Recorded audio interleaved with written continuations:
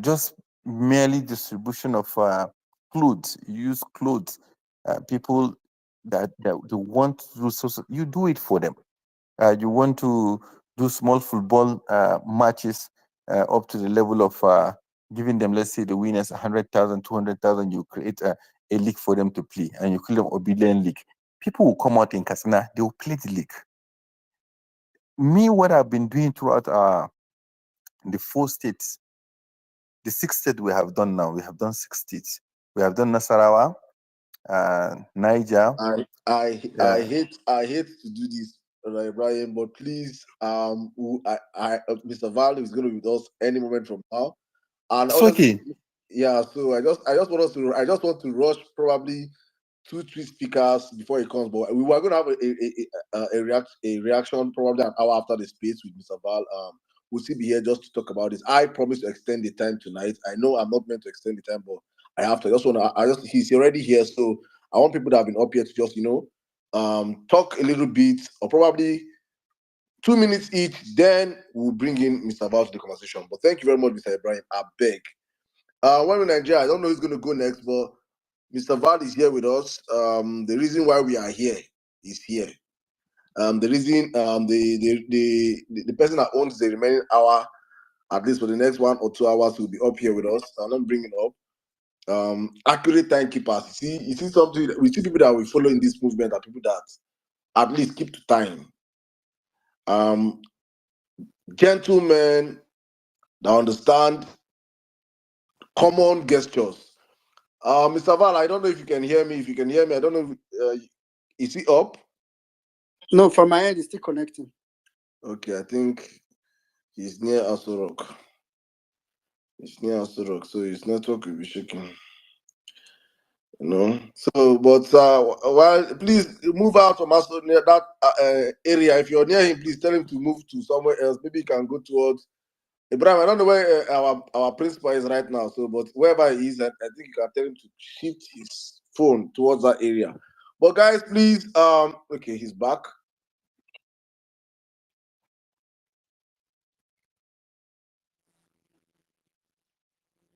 Is he connected yet? On my end, the station connecting. Let's keep the conversation going before he comes up. I think I will tell my vows. Let me just tell a short story about this man, this gentleman, before he comes up here. I think this pre 2018, a friend of mine reached out to me, and I was in Owerri. I was working in Owerri then, and a friend of mine, an old school friend, reached out to me, and he was like, he's the campaign something for one man, like that the man wants to become governor of Anambra State. And I said, who? And he called the man's name, Mr. Valentine. I said, I don't know this name. I've never heard this man before. I don't know who he is. He said, man, he's coming for PDP. And that they are doing consultation to win, and that he wants to be the PDP candidate. I say PDP candidate, and I don't even know the name. I say he can never win. That's what I first of all say, because I know how PDP as a party is. And they come and be in Anambra State, where there are so many people coming out and vying for that ticket in that state. So I was like, no, it's not possible. So we met in Owerri. This is my friend. We hanged out. He was telling me that this man is going. He has gone through all the wards. He has gone through he also started very early. I'm saying it's early, I think 2018 or so, before the elections, like a year to the elections, and a year to the party primaries. Same thing, similar thing that Apata did. I don't know if two of them went to the same school, because it's exactly what Apata did in Edo State. Went down there, did the whole grassroots work, got everything he had to get. I think did his whole mobilization. But for we that were out there, we did not know the man. And I never ever, in fact, I told my friend that it is not possible. He came to where I know, Mr. Val, can you hear me, sir?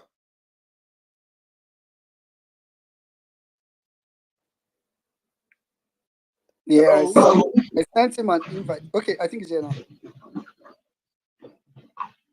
Hello. Oh, good evening, sir. Are you near Aso Rock, sir?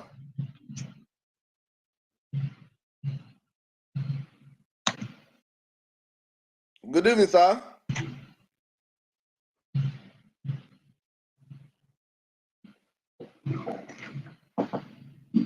1 minute, Jack, please confirm if he can hear you. Mr. Val, can you hear me?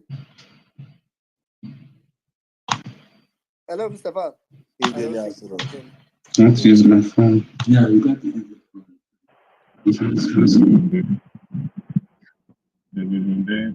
about working the input. Mr. Val, okay? All right, let me just wrap You up know my here story. in Galilee voice. You know here in Galilee voice. In Galilee, they tell her no connect. All right, but let me just wrap up my story real quick. And I was like, this man cannot win. That's what I told him. He cannot win the primaries. That's why I just told my friend, no point. So they came to him. Later, much later, I think 1 or 2 months later, they came back to where again to meet one of my chairmen that were together then. And they had that meeting. I was like, this man is making moves though. But I did not believe he was going to win the primaries. Bottom line short. But when he won the primaries, that my friend called me and said, "Shey, I told you." Mr. Val, can you hear me, please? I can hear you better now. Good evening. Good evening, sir. How are you? I'm fine, sir. Are you near Aso Rock? No. I'm far away from it now. Okay, please go further. Go further. Saddam, you know, saying only violence, I did recognize that question. That's Yes, sir. All right, welcome, sir. Good evening. So I've been here waiting for you.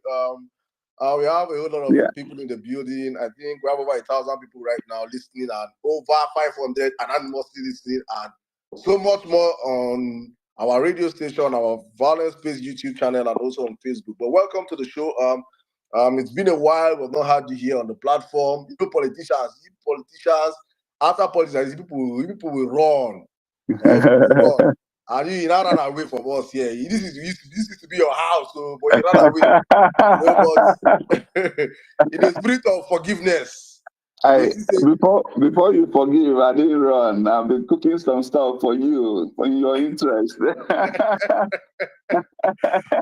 right, it's good to have you back, sir. We have amazing obedience here. We've been discussing before you came up. So I think we're just going to start up the space right now.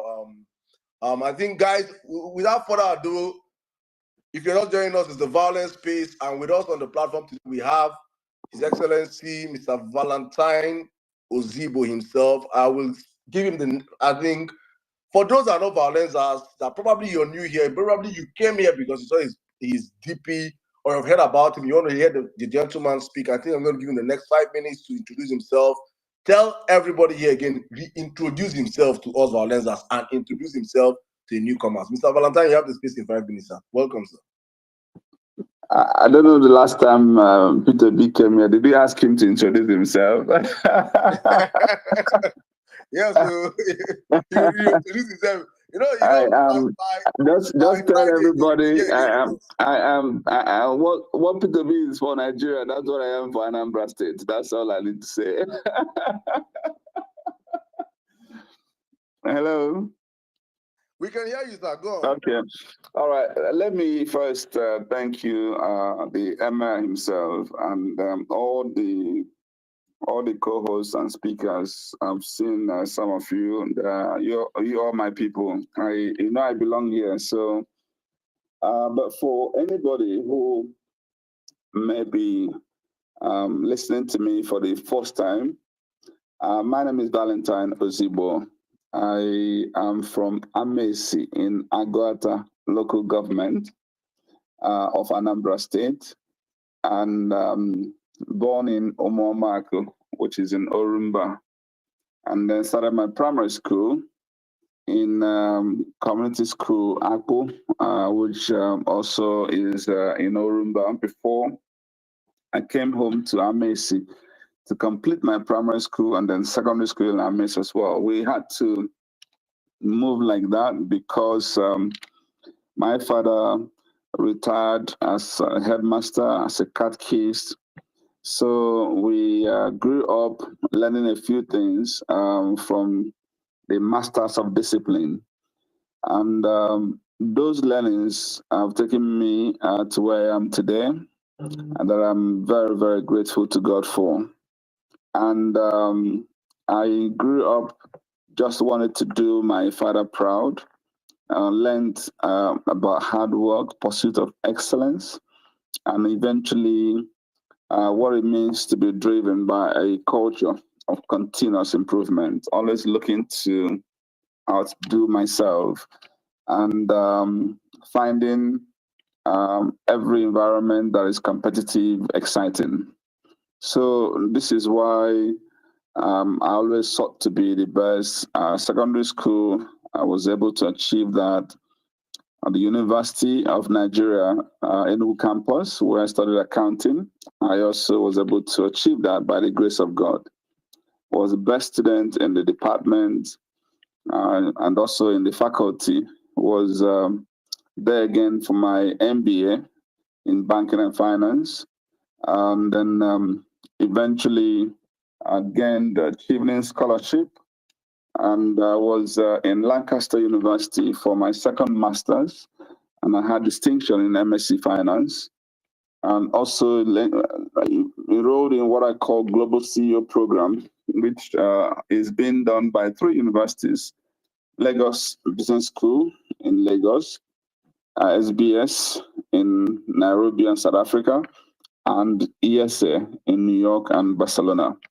Now, after I also graduated from that, I was elected the president of the class that I'm still to today. I qualified as a chartered accountant many years ago, became a fellow of the Institute, a fellow of Chartered Institute of Taxation of Nigeria, Institute of Tourism Professionals, and Institute of Credit Administration. I'm a member of Institute of Directors.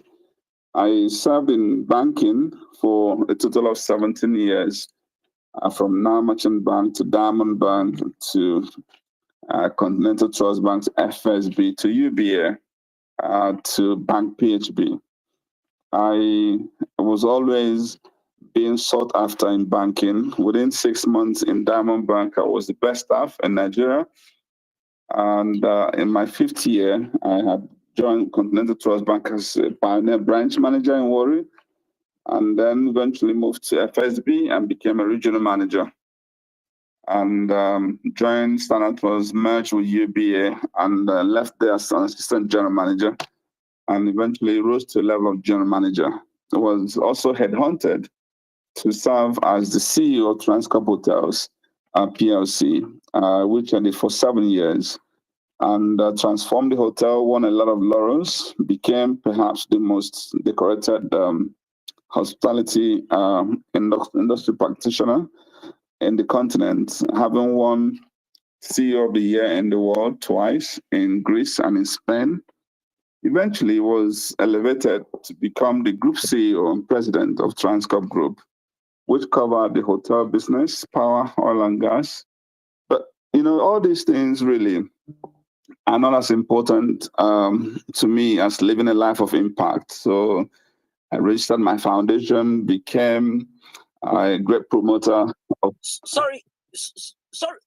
You said CEO of the world, right? Yeah, 7-star CEO of the year.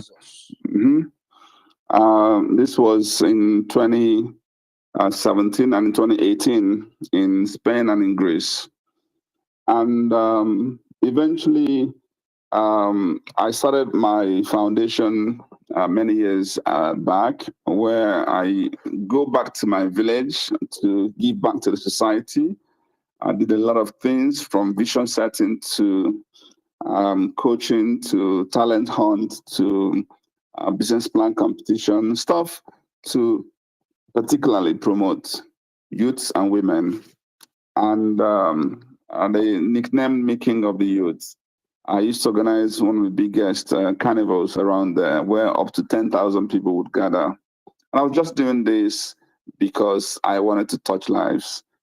And but I wanted more. I started questioning why we as Black people in this world are always being looked down upon. And in my mind, in my own estimation, if anything can be done in this regard, the best place to do that is in Nigeria. And I felt the Southeast, and the Igbos in particular, have got the DNA to actually set an example. And where best to set that example than in Anambra State? So when I spoke to a few of my friends that I was going to quit corporate world to go into politics, they thought I was stupid. A lot of them sat me down, actually told me how stupid I was with the thinking. Somebody was like, this is somebody who has the best job in Nigeria, shakes hands with over 30 presidents every year, lived in a presidential suite for 7 years, could just touch a button and any drink he wants is ordered. And you want to abandon all this life. And do you know where your life will take you another 5 years? And after all the blah, blah, blah, I said to them, okay, and so what?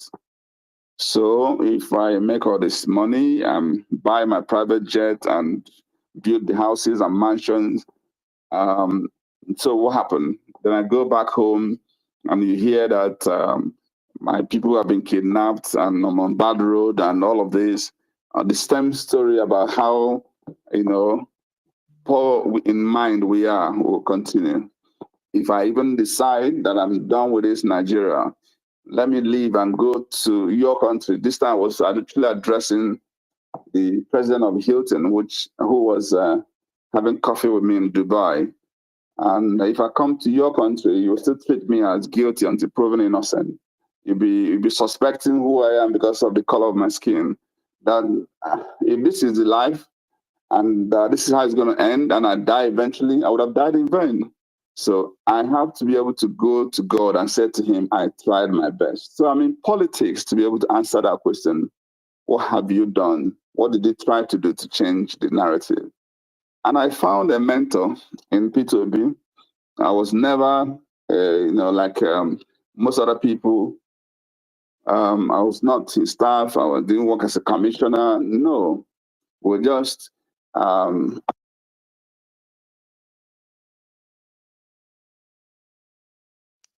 Sorry, I've lost you. Almost see resume. My God. You must come and complete this thing. Hello, can you see me? Can you hear me? Yes, sir. Yes. Sir, your resume attacked the network. No.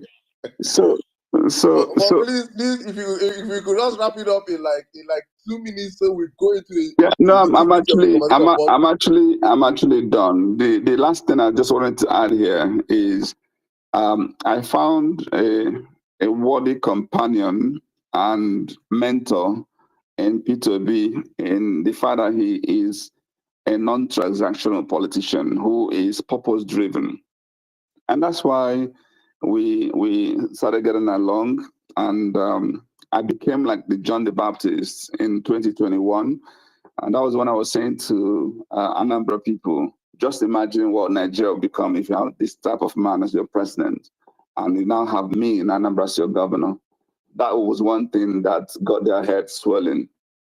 And but it happened the way it happened, and it didn't take me a minute to decide to join him and to push as much as I could, and that's why you could see us literally everywhere. And I did all I could, sacrifice my time, my resources for that project, and I'm thankful to all of you who shared in that vision.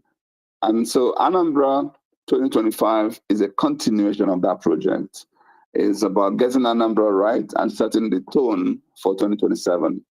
And so this will be my initial remarks. I'm happy to attend to any questions you may have. Thank you.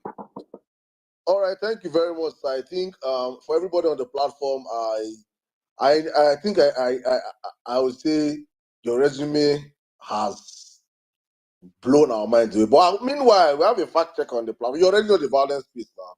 As we are saying it, our fact checker, aka Jimmy the Hawk, is doing some background checks on what to say because we cannot. I don't confirm. Now legit, confirm ni legit. Hey! All right. I'll put it on the top. Please do that, please. Because on this platform, what we will not allow is a bulaba ×2. Chicago certificate, we're trying to make sure it is original. So please, it has been verified, and we can go on to the next phase of this conversation. But sir, honestly, I'm inspired by what you've achieved in life. A very, very silent one for that matter, but your resume speaks for yourself. I'm going to open up the floor right now, guys.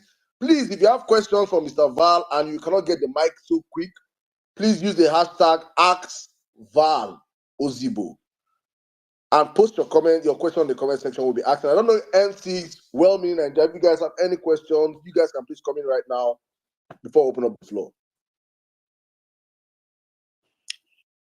Look, for me, I don't, Mr. Val I'm just here thinking about when you guys will get rid of Oludo, and that's less for you people. You call out Oludo. NC, are you there, please? All right, NC is probably struggling with his network. Okay, Jimmy, if you have a question for him also, I think you can come in right now, or if you've verified all his claims, Jimmy. I'll be back in a minute. Thank you. Okay, guys, let's open up the floor right now to ask Val questions. Please, let's try to keep our question as short as possible so that we can entertain as many questions as possible, please. I'm going to start with my brother, Mr. Steve. Your hands are up, so I'm going to allow you. I don't know if we were having a space before before Mr. Val came up. So many of the people that are up here are people that we're having a conversation with. So I want to go back right now. We're up to question and answer. Please, if you don't have questions for him, you can go down, and after the space, we'll bring you back up. But if you're up here and your hands are up, that means you have a question for him. So I'm going to start with you, Mr. Steve. Mr. Steve, you have the mic in a minute. Thank you, bro. Thank you, Saddam. Mr. Val, big pleasure to be here with you. Of course, you are one of us. We missed you around, so please stick with us. I did see your tweet endorsing Olumide Akpata, our guy. For me, we have another guy in Anambra, and that's Valentine Ozigbo. You are our guy. And I've said the road to a new Nigeria that we want in 2027 by the grace of God passes through Edo and has a flyover close to Onitsha Bridge that lands in Oka, and from there to Abuja. So my goal is to make sure we Obedience are with you. What I want to ask from you is, where do we come in? Do you want us to wait? What role would you like us to play? For me, you are our candidate. There is no discussion, end of discussion. So what would you want us as Obedience to do? How do we support your work and make sure the Anambra knows that you are our next governor in Anambra State? And also, Edo State, we will need you on ground because our guy is also there. That one is September. Thank you, sir.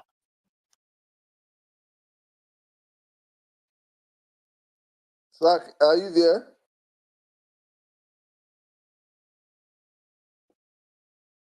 Can you hear me? We can hear you now, but you've been silent. Yeah, I was asking if I should respond or take more questions. All right, I think if you're taking notes, then we can do two speakers. Yeah, I'm taking note. Yeah. Okay, let's go on to the second person. Okay, the spirit of gender equality. Let's take Mami Bolanle. Mami Bolanle, good evening. You have the mic in a minute, please.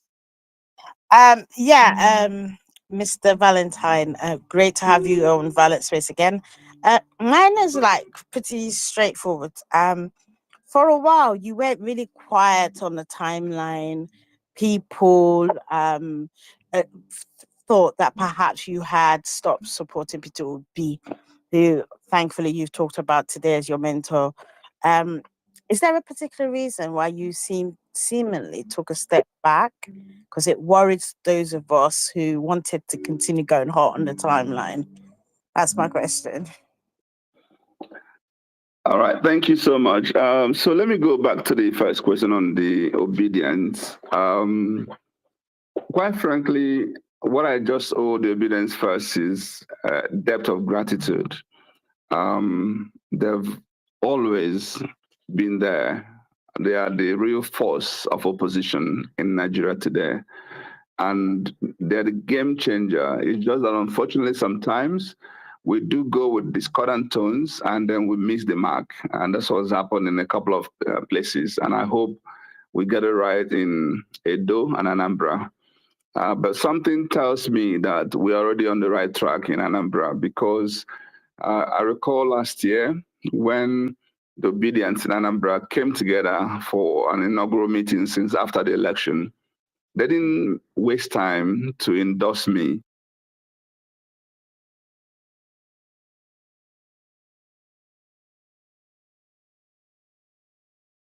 We have lost you, sir.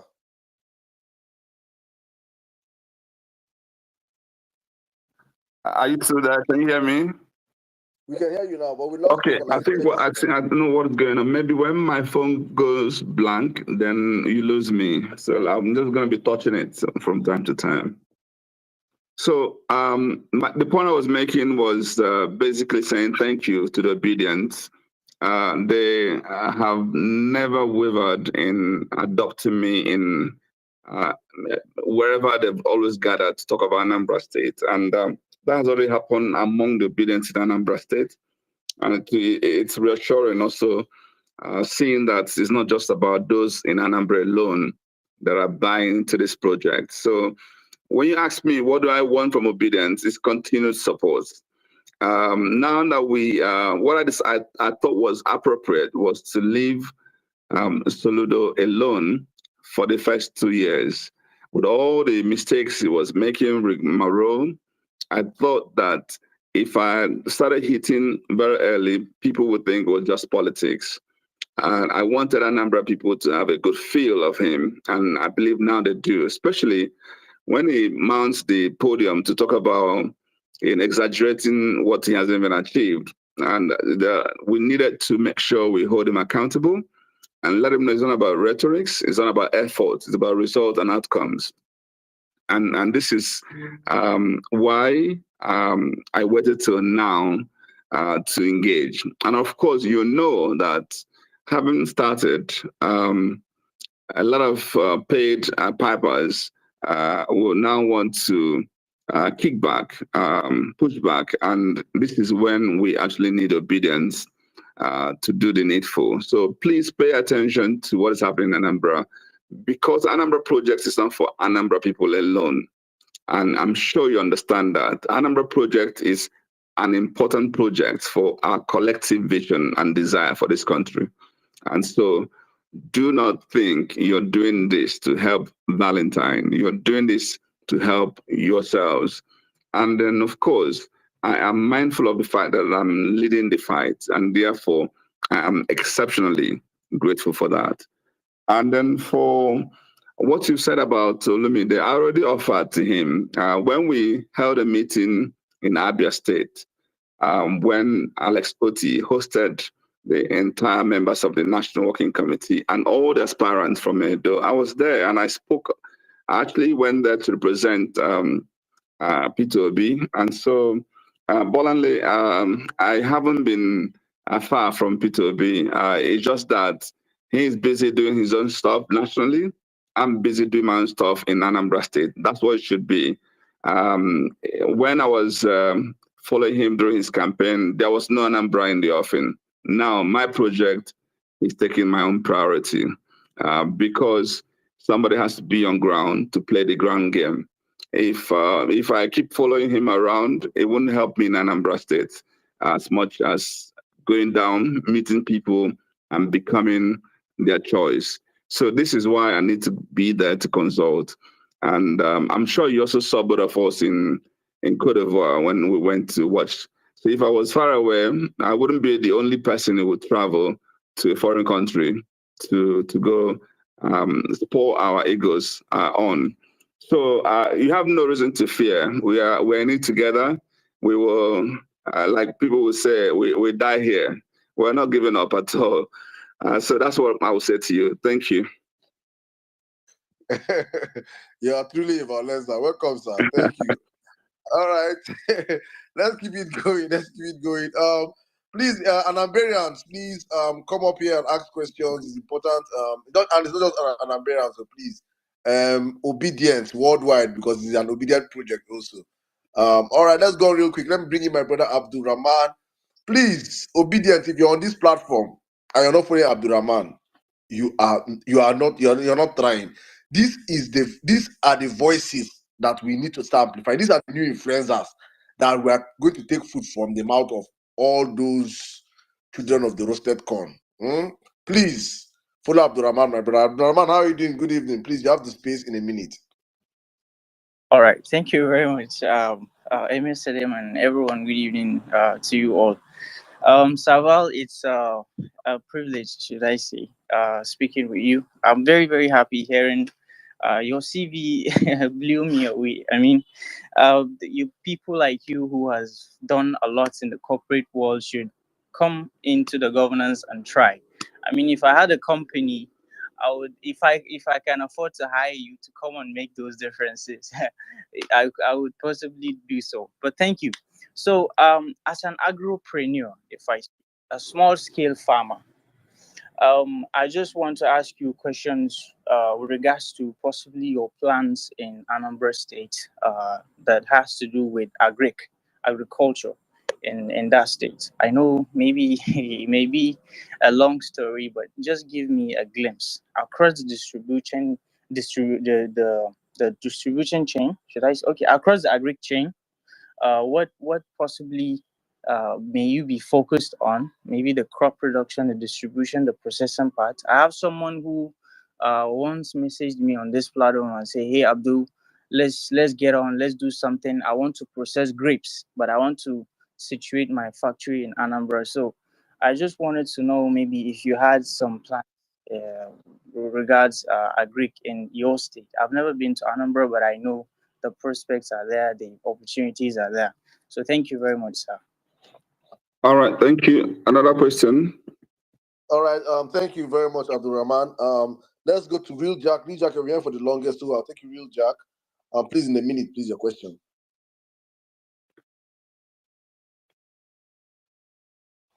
Real Jack, are you there? Yes, I'm just having a little bit network issue. I'm here. Good evening, everybody. I think mine will go in form of just a little contribution without taking much of your time. I think Real Jack, please, we don't need contributions now, brother. Please, all we need is questions, please. It's important to ask questions so that people that you contribution can come after the space. Right now, maybe since he's already has the mic, maybe just 1 minute so he can do it quick. All right. Okay, no problem, Saddam. I think this is going to be the question I'm going to ask. Okay, if that be the case, we have seen just a few days ago, more especially, we have seen in Anambra that roads were built, and we just had a rainfall, and it beats my imagination that the rain washed away a road that was built supposedly by a sitting administration. So I just wanted to know what difference are you going to do, or the approach you're going to take when it comes to infrastructure development in your state, if peradventure, as God is going to have it, become the governor of Anambra State. I think this is my question. Thank you, and God bless you. All right, thank you. Since these two questions are now bordering on my promise and my leadership style for the Anambra, let me just speak generally on that, and then I'll come to the specifics. I will actually share something. I'm going to search for it and share with you, Saddam. Maybe you can pop it up on this.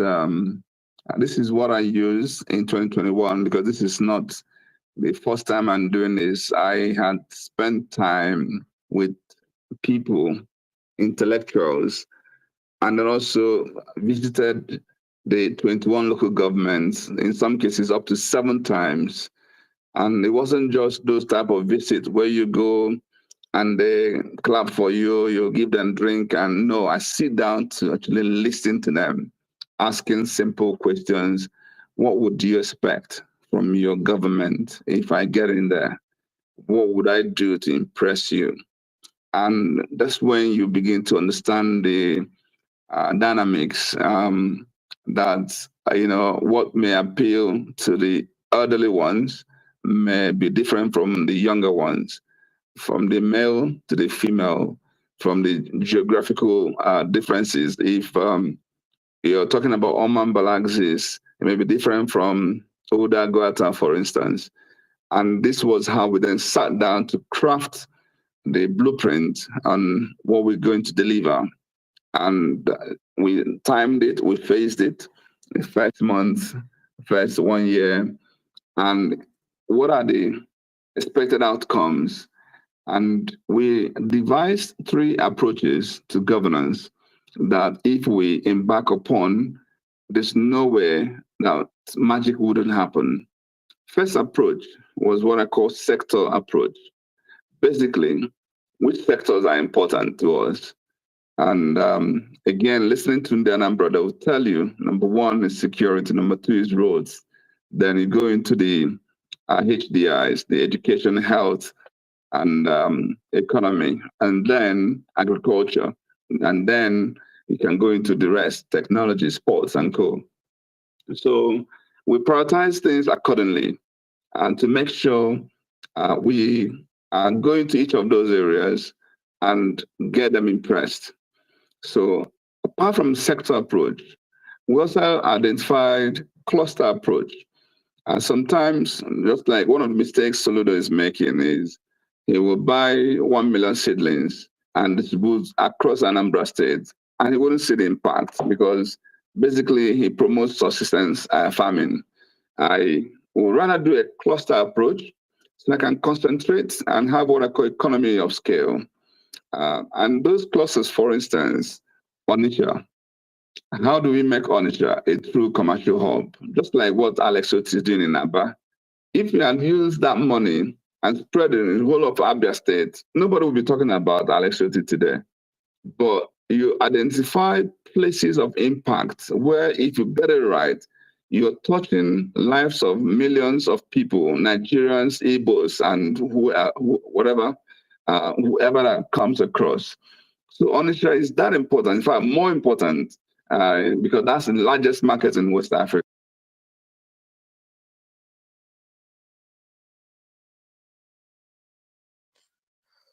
Your phone have gone blank again, sir. You know, let me just add to this before it comes back. You know, I'm back. Mm-hmm. Sir, please point back again to that. If you could just circle back to that Onitsha being the biggest market in West Africa. Yes. So I will prioritize Onitsha. Sit down again with. In fact, I've started doing that with the real stakeholders in Onitsha, both the indigenous and the residents, to ask how do we build systems, not some ad hoc makeshift approach, systems, be it water system, be it power systems, be it bandwidth for technology, whatever, be it port systems, be it a transportation system, be it anything to bring law and order, so that when you go to Onitsha, you will feel the essence of it. How do we do similar in a place like Newi for industrial businesses? How do you deal with Oka, the state capital? And then that brings me to Oman Balagzis. That is the hub I have in mind for agribusiness, because that's really their forte. Be it water and land, forest, everything you need is there. If you are able to put more money in agriculture, support the farmers, and drive the entire value chain from primary production to processing. And then that takes me to the last approach, which is partnership approach. You know that Anambra, brags about highest number of billionaires in this country. And it's true. But how do we leverage this? Why won't you attract those guys to get in there? What do they need to be comfortable? If it's land, give them. If it's tax cuts, whatever you need to do. The one you can't do alone that you need the federal government to be part of, you engage, you be the one driving it.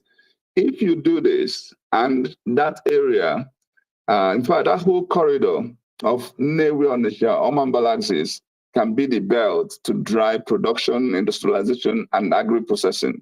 And because we also now have the airport there, export becomes easy. So dealing with these will solve a lot of our problems, whether job creation, poverty eradication, and the right economy and competitiveness that we're looking for. So this is the approach we have. And we're even going further in all this thinking to say we need to improve on our promise. We have made this promise in 2021. Now it's 2024. We've got to also look for what more we need to do. So we started engagement again. Few months ago, I took a couple of people, locked ourselves in a room for 3 days, brainstorming about Anambra State. Because the way we do our things, we will usually will have, I hope you're still hearing me, we will have the best engagement, the best media, the best promise.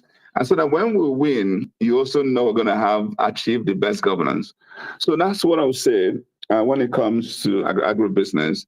We're going to focus on a few crops and make sure Anambra's name is top in the list. And we'll take it to the entire value chain up to storage and export. And then for the question by Jack on roads, obviously, road comes very highly, very topmost in terms of Anambra need. Of course, anywhere you go to. And it is not just about the length of road, it's also the quality of construction. If you listen to my interview this evening on Arise with Charles Aniagolo, I emphasized on this. You see, if you have run a business, I have been CEO of two PLCs, and therefore I understand corporate governance. If you know what we did in Transcorp Hilton, for instance, where the hotel had been almost like 30 years, and I was appointed as the first CEO since after the acquisition by Transcorp. And when I got here, I met my board and I said to them, my understanding of this industry, if you don't do a major upgrade within the first 30 years of any operation, you're going to get to a level that this hotel will go down that you start wondering whether to demolish it and start building a new one. And so we have no option than to renovate it. I'm just trying to use this to buttress how quality-minded I am. So when they gave me the nod to explore this, I recalled that when Transcorp Hilton was built, about the same period, a similar hotel was built in Geneva. And this hotel, if you had entered Transcorp Hilton and entered that one, you wouldn't know which country you were in. So basically the same contractor, the same design, the same everything. So, and I heard that they had done their upgrade and people were commending what they did. So some of our guests would tell us, oh, if you go to the Geneva Hilton, this time it's no longer Hilton anymore. If you go to that hotel, that is not Kempinski or something like that, that they've redone it totally, you'll be impressed. I said, okay, don't worry. I boarded a flight, headed to Geneva, I called the GM, looked at it, and I was impressed. I said to them, who did this? And he said, a Swedish interior designer. I got a number, called him, invited him to Geneva immediately. We met. Next night, I brought him to Nigeria. We went through the bidding process, and he was very competitive. We hired him, and that's how we operated the hotel. And that's how I started winning awards. Today, you can't come to Hilton without booking a few days in advance because you won't have a room. It is the best, one of the top 3 Hiltons globally. And if you also look at the external works we did, you will see. So anything you do, you must have your eye on quality. I was saying to the Anambra people in the interview, Soludo has been used an engineer for his consultancy work. So you just give a contractor work, and then he will now go and be inspecting and telling the commissioner, you're incompetent, you're this, and it shocks me. And it cuts my mind, okay, who really is Soludo? He has never been a CEO. He's been either a lecturer or an advisor. Even as a CBN governor, that's the chief economic advisor to the president. So when you're a CEO, you have numbers, you're answerable to your shareholders. Transcorp PLC had 300,000 shareholders. So anytime I go on investor call, I am ready to take on questions, and explain what I'm doing with their money, with their investment. And that makes for accountability. So all this road that he built substandardly, that have been washed away by water, who's going to pay for it? And that's the question I was asking. A number of people must hold him accountable. He has to pay for it. That's how to hold people accountable. Part of the problem in this part of the world is that we just take anything and somebody builds a few roads with your own money, not his own money, and we applaud him. I also say that building road is not an achievement. It is a basic thing you have to do and do right. So I will obviously emphasize quality, and and and that's it. If instead of building 400-kilometer road that will be washed away overnight, I'll build 200 that will last for a long time. People should stop all this thing about bragging about I build longer roads, and then so that's what Soludo is doing. And because it's obviously derailed, and I don't want to say other things yet. I don't want to go personal, but I know why they are doing this in a substandard manner. If you work with top contractors, obviously you may not have room to siphon money. But if you work with all these local contractors, you make deals. And that's once you go into the arena, that's why you must applaud Alex Oti for what he's doing in Abia. So if you're asking how I'm going to treat Anambra, look at Alex Oti. I'll be looking to even outduel Alex Oti. That's my simple answer. Thank you. All right. Thank you very much, sir. Thank you. That's like, very elaborate answer. All right, quickly. So what we'll do, so we can take as many questions as possible. Please, if you come up, just ask your question in 1 minute. Then if I know like obedience is worldwide and this is not restricted to people in just Anambra State, but so we can, of course, Mr. Val is going to be, he's the violencer. So that's why I don't even, for me, it's not really like we have a special guest because I know we have him like a lot of time after. So please, if you know you're from Anambra State, you can send me a DM. Like if you have like a pressing question you want to ask now, you can send me a DM. Then I would try to bring you up as soon as possible. But for those of us that we have here, I don't know, Dari, you want to ask Mr. Val a question? Oh yeah, can you hear me? Yeah, I can hear you. Go ahead, bro. Oh, good evening, Mr. Val. I'm very familiar with you because I did my national youth service at Transcorp Power, Ugeli Delta State. So yeah, I know you probably know Mr. EGK Alumni was our chief. It was our COO then. Yeah. So, but anyways, also you already answered my question, which was about should Anambra people be expecting something like Alex Soti from you, probably less or more, in the same time frame, which you have actually somehow answered because we are not the only ones on this space, and yeah, I want them to hear it, and I want us to be able to go out there and want to push that for you, so that they will know that we've never experienced good governance before. We've never experienced it in Nigeria. So now that we are experiencing good governance through Alex Oti, you've also made mention of that we should be expecting, or a number of people should be expecting something of Alex Oti also from you. So thank you for that. You've already answered my question. So thank you very much. No, I haven't answered it. I'll give you a better answer now. So let me tell you this.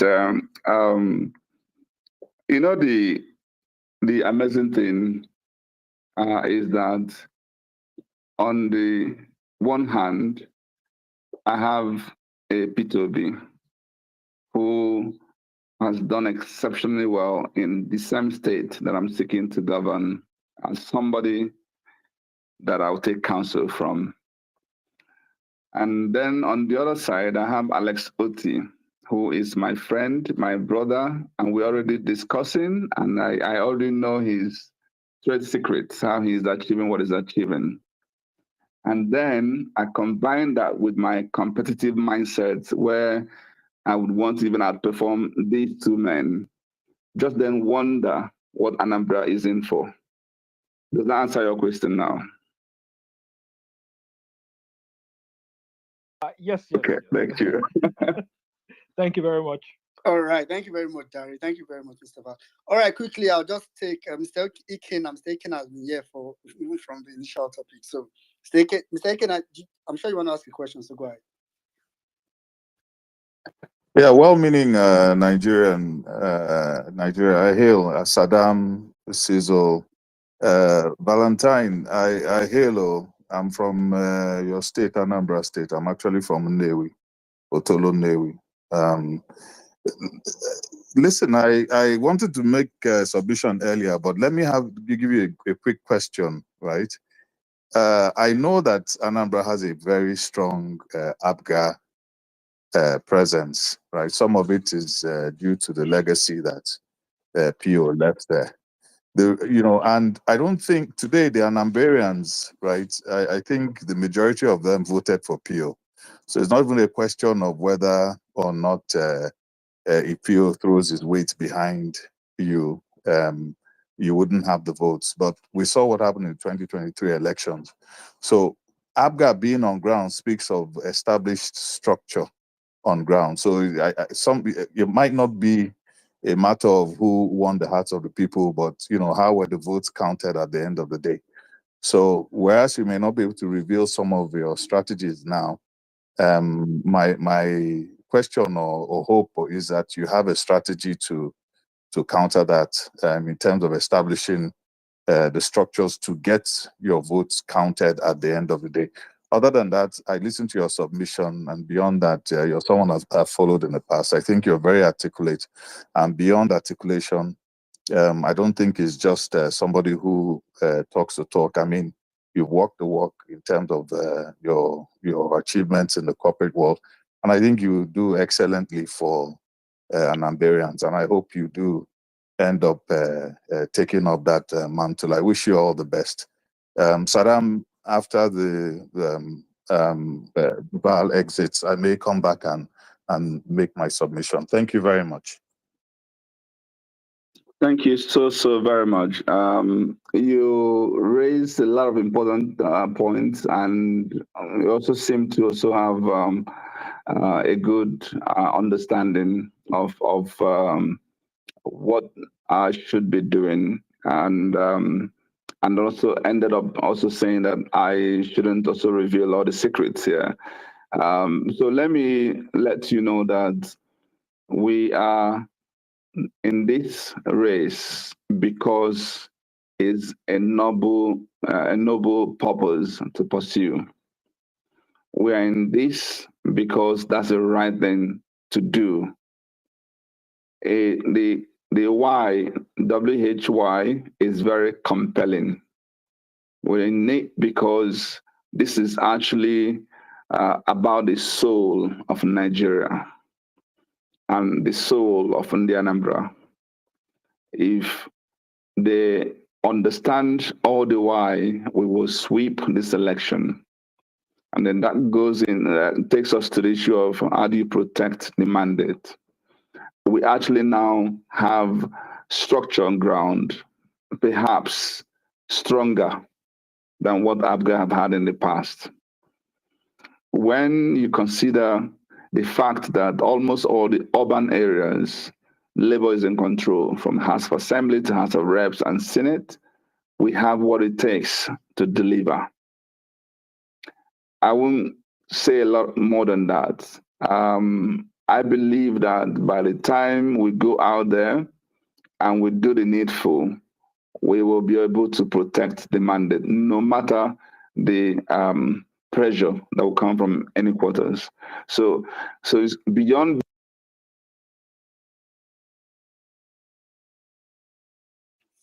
I think your screen has gone out again. I think it's like an Android issue, though. Issue, and this is actually why I wanted to use my laptop, but it was laptop that was giving us issues in the past. I went back to my phone.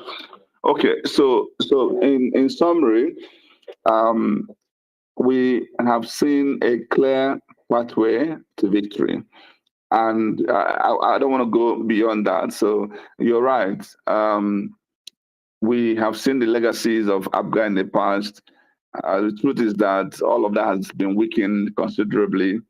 The election in 2021, believe it or not, if things had been, if not for one or two mistakes, we actually won the election. So ABGA thing is, and with what happened in 2023, Labour has taken over.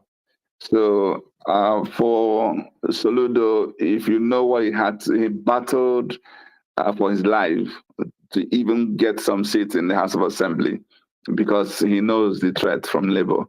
So when we come together and do the needful, we will sweep Abge away from office. Take that to the bank. Thank you. All right, thank you very much, Mr. Val. All right, quickly, I just said it's like Anna Baraguna soon many for you. Saddam Bila soon I get a Parapo meeting for this place because the DM that I received now that I just said, my DM, if I don't reply you, I saw your DM, sorry, but I mean, I'll try to bring as much people up. All right, quickly, I'll go straight to, okay, let's take a lady. Let's go to Mary White. NC sound is up. No, lady first. No, ladies first. Ladies first. Ladies first. This cheating. He one number, one number. This is season of Bobrisky. Bobrisky is NC Say, identifier. men are moving in place of ladies first. Chukwajo, please, one number is nowhere near that. Let me just be quiet. Hi, Mr. Val Ozigbo. No, sir.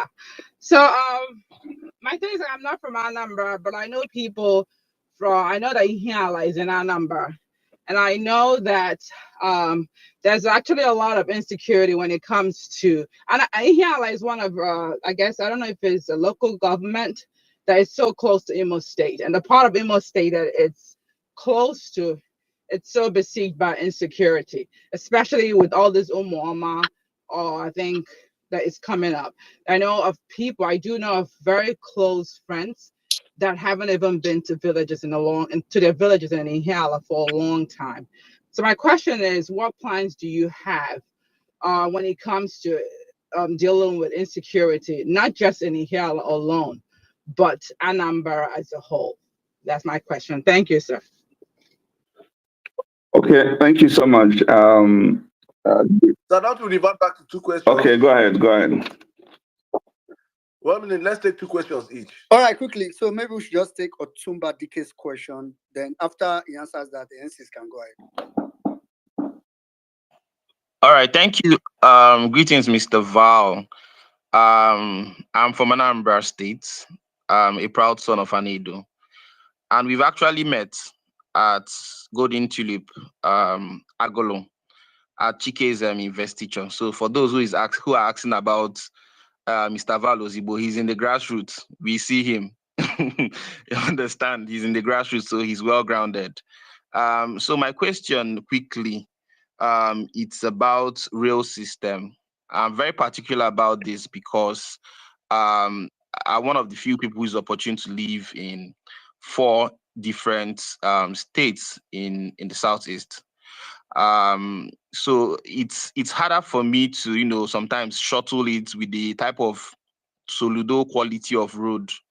I'll just mention there was a time I went to visit for my in-laws' birthday. At Enugu, I passed that Amansi Road.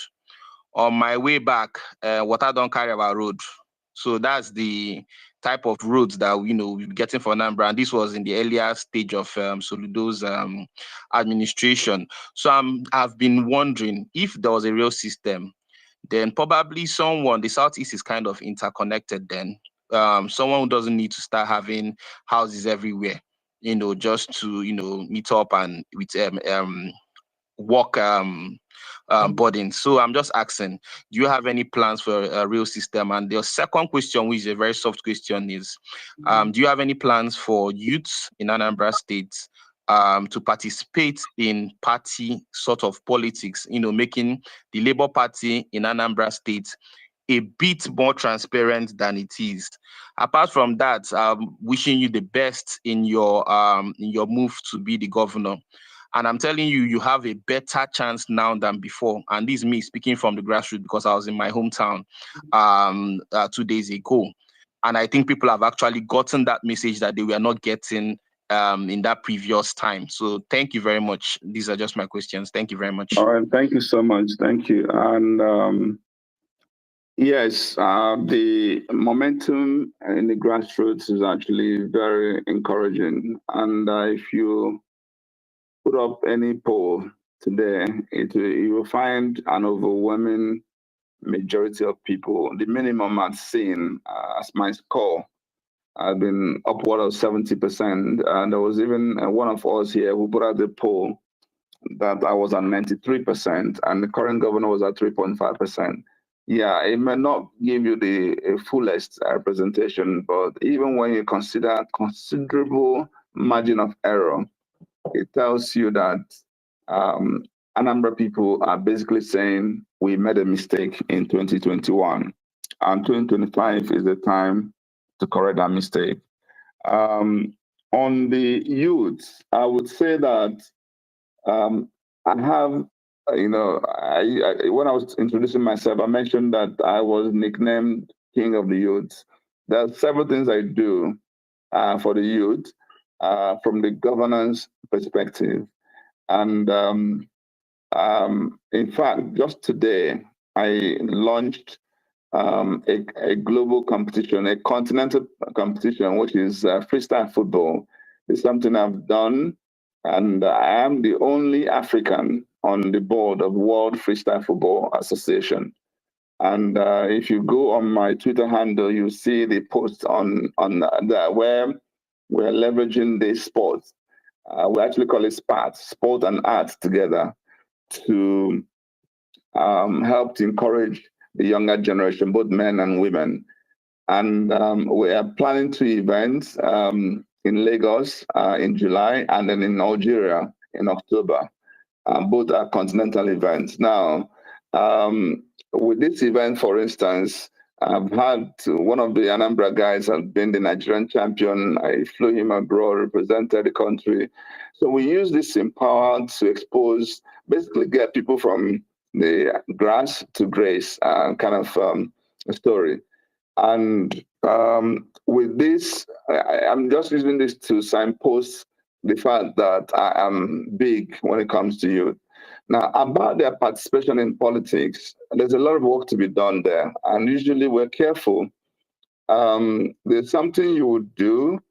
The people on ground will feel threatened, like you're here to displace them. That's one thing you must not do in politics. We encourage the youth to come on board, but it's not necessarily to come and take over and displace those who are there. Would let them be a partner, and gradually you'll find that the space will clear for them. And that's how we're doing it. We're doing it in a subtle way, not in a very bullish way. Otherwise, you will not show the right sensitivity that you require when it comes to politicking. I can explain that privately more. And then let me go to the issue of rail. Rail is already part of agenda. In fact, I was talking to, I think, Professor Wangbara, who is the secretary for the Southeast Development Commission, when they were sharing the Enyimba City project. And I was happy to see that even though the rail network that the federal government was doing more or less avoided the Southeast, but internally, there are things we can do to connect one another. So it's there, and there's still going to be a lot more study to be done. And what I intend to do,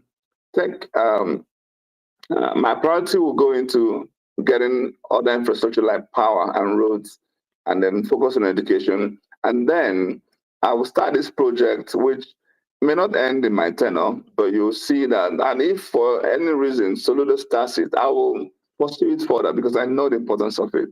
I say this because there's one of the issues that is coming up, which is issue of zoning. For those in Anambra who are listening to me, they will understand it. My intention is actually to run for just one term of 4 years. And that 4 years is enough for me to leave impact. But there's also one thing I intend to do, a proper succession planning, such that the legacy that we're going to build can be sustainable. So, and one of those things we may not be able to complete in the first term, unless started earlier by the previous administration. is real and is something that will get the right attention. Mary White, you spoke about insecurity, and you're totally right. If you had watched my video, the one that's gone viral, you will see I emphasize this. In fact, all the boundary areas with Imo is unsafe. From Ihiel, and when I say Ihiel, there's a town and there's also a local government. But within the Ihiel local government, there's what we call Ebonesi, which includes Lilu, Asia, Osumogu, Iseke, Mbosi. Almost, almost all the palaces there have been burned, and Igwe is chased away. And, that's how bad it is. And so they can almost write a letter to you and inform you they're coming, and nothing happens. Then from there, if you go to the Nnewi South axis, Opo, Amiji, the same thing. If you go further down to where even Governor Soludo is from, the old Agwata, Urumba, North Urumba side, same thing. All those boundary areas. So to solve insecurity, again, I won't tell you everything I'm going to do here, but to solve it, there are things you have to do within the state, partnering with the local community. And to be honest, if you actually, you wouldn't believe it, if you conduct a proper local government election and empower people.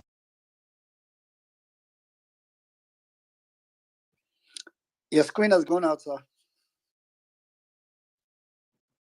Can you hear me now? Yes, yeah. Just a simple thing as conducting local government election, getting people at the grassroots empowered, working with the traditional institutions and the present generals, empowering the vigilantes and giving them equipping and training and leveraging technology, you can achieve a lot.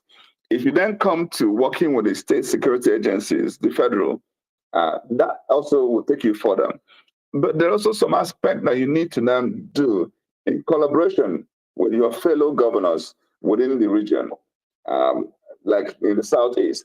And then, of course, given that also we have a boundary with Delta State, partnering with these governors so that they stop, this criminal don't stop. If you chase them in Anambra, they move to Imo. If you chase them in Imo, they move back to Anambra. You've got to have a concerted effort to make sure you end it in the region. And then you also need to leverage the center, the national. If you have this in a coherent manner and you leverage technology, there's a lot you can do. Because within the same Southeast, some states are safer. And the question you're going to ask is why and how? I have the answers, but I'll keep that to myself for now. And then I think that's all for the two. Thank you. Yes, that's all. Thank you very much. I know how stressful it must be keeping your phone full screen active. If you are just joining us, you're welcome. You've been listening to Mr. Valentine Ozigbo, one of the aspirants or an aspirant for. First of all, he's an obedient, so that's the most important one for me. Then an aspirant for the Anambra State election. I know there are so many people on my DM that want to ask a lot of questions. Apologies if I've not brought you up. It's because the speaker section is currently full. It's not because I'm disregarding you. So apologies. We'll just try and take as much as we can today. If we can't take it today, there will always be some other time. So for now, I'll just take. Can I throw my question in? Yeah, NCs can go ahead now. Yes. All right. So, Mr. Val, I want to first report Governor Soludo to you. In November of 2023, Governor Soludo created a program called One Youth, Two Skills. And apparently they said that they disbursed 2 billion naira to 5,000 Anambra youths for them to learn 2 skills per youth.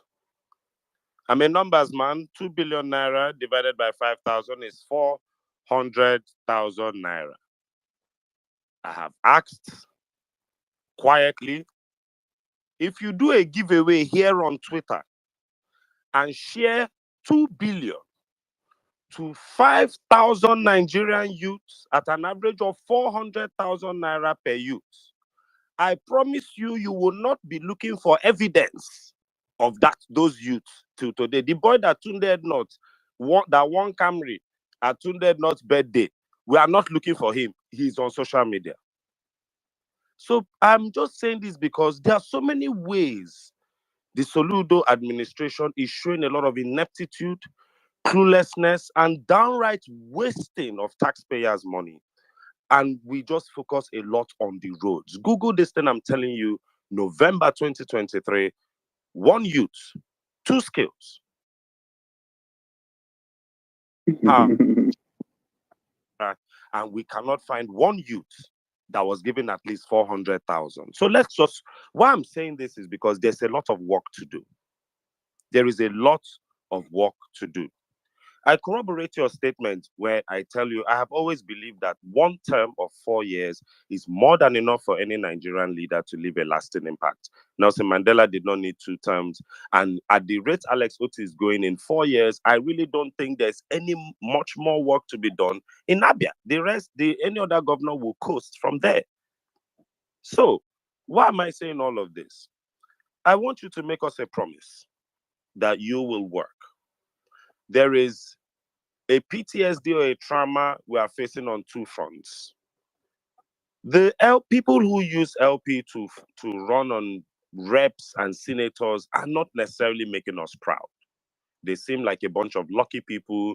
They bought Labour Party form early and they just rode on the Obedient movement to success. You see a lot of them making flaky remarks and behaviors in public. But now we seem to have organized the movement a bit better, and we are more hands-on with the people we'll put into power. You being one of them, Olumide Akpata, fingers crossed, in Edo State being one of them. I need you to make us a promise that you will take Anambra serious. I'm saying this because I went to UNN. Professor Soludo is really disappointing me. I am so sad. There's a level of succession I thought Anambra would go through that by now we wouldn't be talking like this. So please, I want you to make us that promise. That's one. Then 2, I want to ask you something. Peter Obi made a lot of strides in education in Anambra State to the point that we are seeing a lot of the dividends of them right now.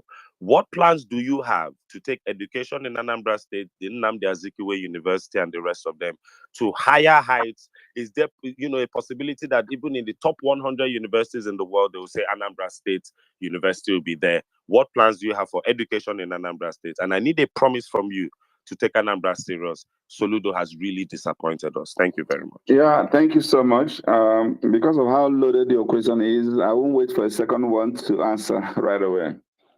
And I have to thank you first for reporting Soludo to me. And trust me, I'm gonna ken him when I meet him. That's what happens when you report somebody to somebody. Now, let me tell you this. Please, and I speak very, very seriously now. Promise is not enough. I've always emphasized what I call the 4 Ps when it comes to politics. The first thing is the person, the personality involved. Who is this person? His character, his competence, his commitment, his compassion, level of compassion. In fact, I dare say his emotional intelligence. Who he is the first thing that we must, because you can have a wrong person making promise. It means shit. It means nothing. So we start by who the person is. Is the person properly wired? Is he being driven by the right purpose and objective? Who is this person? I have tried my best to demonstrate that I am the type of person you need. Because if it was fame or money, I wouldn't be doing this. I came to make a sacrifice. I came to basically answer that call, like I told you at the beginning. beginning. Dead, I'll be able to say to God, I tried my best towards changing the story of Black man in the world. This is what's driving me. Number two is, of course, the party platform, which has already been ticked. You have to run on that right party and go through the right process. That's the third P. And then you come to the issue of promise. And what I would tell you is this. I want to leave a legacy. I want, when you mention Nnamdi Azikiwe, Odumegwu Ojukwu, Alex Ekwueme, Peter Obi, you mentioned my name. This is the biggest driver that I have. I want to write my name in gold.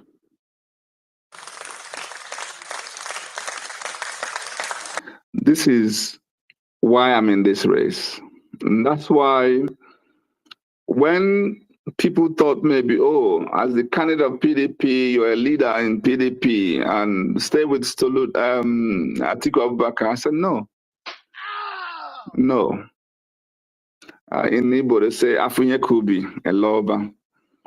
The truth is that I am not one of those transactional politicians. I'm not those type of person you can buy. You won't even dare. You won't even have the temerity to make an offer to me.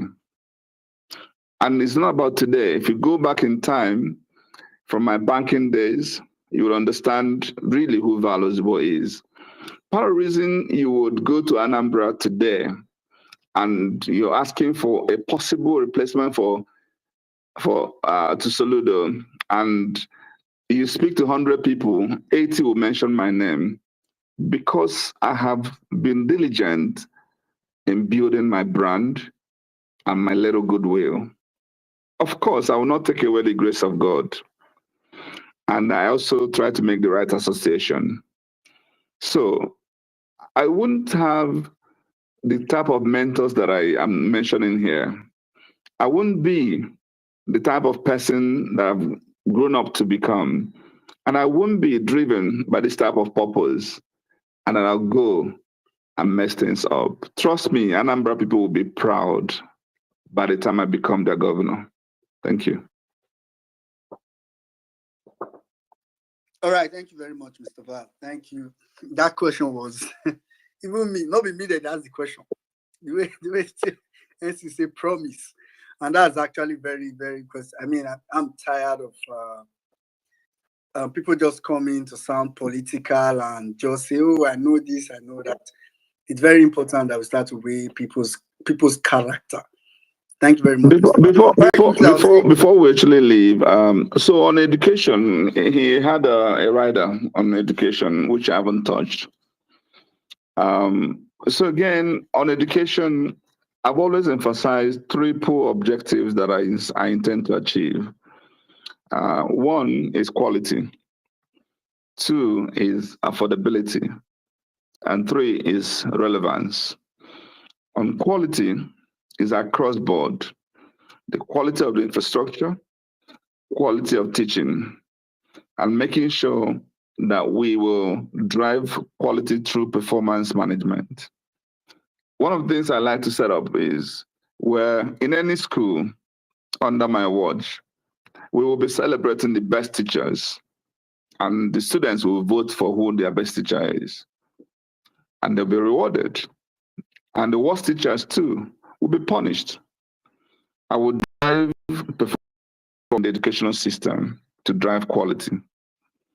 Second thing is affordability. And to do this, we will do that in 2 ways, either through the subvention, the budget we make out, hopefully achieve the UNESCO standard of 25% of budget into education. And where possible, we will leverage our Anambra billionaires to partner with us in taking education affordability to the next level so that everybody will have an opportunity. It will not be about money. At least, especially those from the low class people who may not be able to afford it. And the next is relevance. By this, I'm talking about the curriculum, the content. What are we teaching them? How is this comparable to the rest of the world? How is this related to the marketplace? If there are areas of emphasis, for instance, we are taking a particular crop in agriculture or focusing on motor manufacturing or any other thing, how do we make sure that the research and everything that goes on in the university around us and polytechnics are such that graduates will be able to add value, not where you have half-baked graduates who, when they go for such job, there's no value to add. And taking down to the primary level, how do we emphasize technology, machine learning, coding, and all of that at a younger age, so that we can actually be the technology hub for Africa? So there's a lot we have in stock, and I have seen where these things are done, practicalized, and I'm in touch with those who executed it to make sure we get it right in Anambra State. Thank you. All right, thank you very much, sir. Quickly, I'll just go straight. Let's take a lady. I'll take Fetch. After Fetch, I'll come to. So let's just take the questions, maybe like 2 or 3 questions, so Mr. Val can answer all at once. I'll take Fetch, Ifeanyi, and Izzy Chukwu. Sorry, please. Anambra women on this page, please come and ask question before I'll ask him question on whether the bride price is too high. So come and ask question. I can't believe you want to, Saddam. You want to. Saddam, you need us to do contribution. Is that what you are talking? Go straight to the point like this. You need us to raise money. Question, let's say somebody don't give you this instantly. Sir, please, what do you do about the bride price of Anambra women? I will empower you so you can afford it. That's the perfect answer. That's the perfect answer. All right, let's quickly have Fetch, then Ifeanyi, then Izzy Chikwelu. Good evening, Mr. Val. Good evening, Fetch. It's good to have you on our violence space once again. Yes, you know, like Saddam would say, if you've been on the space 3 times, you're irregular. So you're a regular violencer, sir. Welcome, sir. Thank you. Sir, my first of all, you talk. First of all, I just want to make a comment. You made a promise. You said something about being a one-time term governor. Sir, please don't make that kind of promise, please. Because in Anambra State right now, we've had 8 years of I don't know what, and another 4 years of I don't know whether we're moving backwards or marking time in place, you know. So, sir, please don't make that kind of promise, because we need to build strong institutions. So the only condition under which you do that kind of one term is if you've been able to build strong institutions that will withstand whatever weak or incompetent people that come in afterwards. Because like they always say, strong institution lasts, but strong men don't, because it is what we lack in Nigeria, strong institutions. My question, sir, is this: what are your plans? What's your vision, you know, for Ayamelum local government, for Anam, Ogbaru, you know, all those agrarian areas of Anambra State, which, yes, have been opened up under Peter Obi, but right now, the people seem to be on their own, basically, you know. What are your plans, sir? Thank you. All right, thank you. Are you Okay, asking the plans vis-a-vis the flooding situation that happens there perennially, or what? No, his plans as per, you know, those areas are agrarian, and Don't worry, you know, I understand. I will touch he on that. understands my question. Okay, Thank sir. you. Thank you. All right, okay, let's just take Ifeanyi's question. Did Ifeanyi drop? Okay, fine, you are here. Ifeanyi, go ahead. Yeah, I'm here.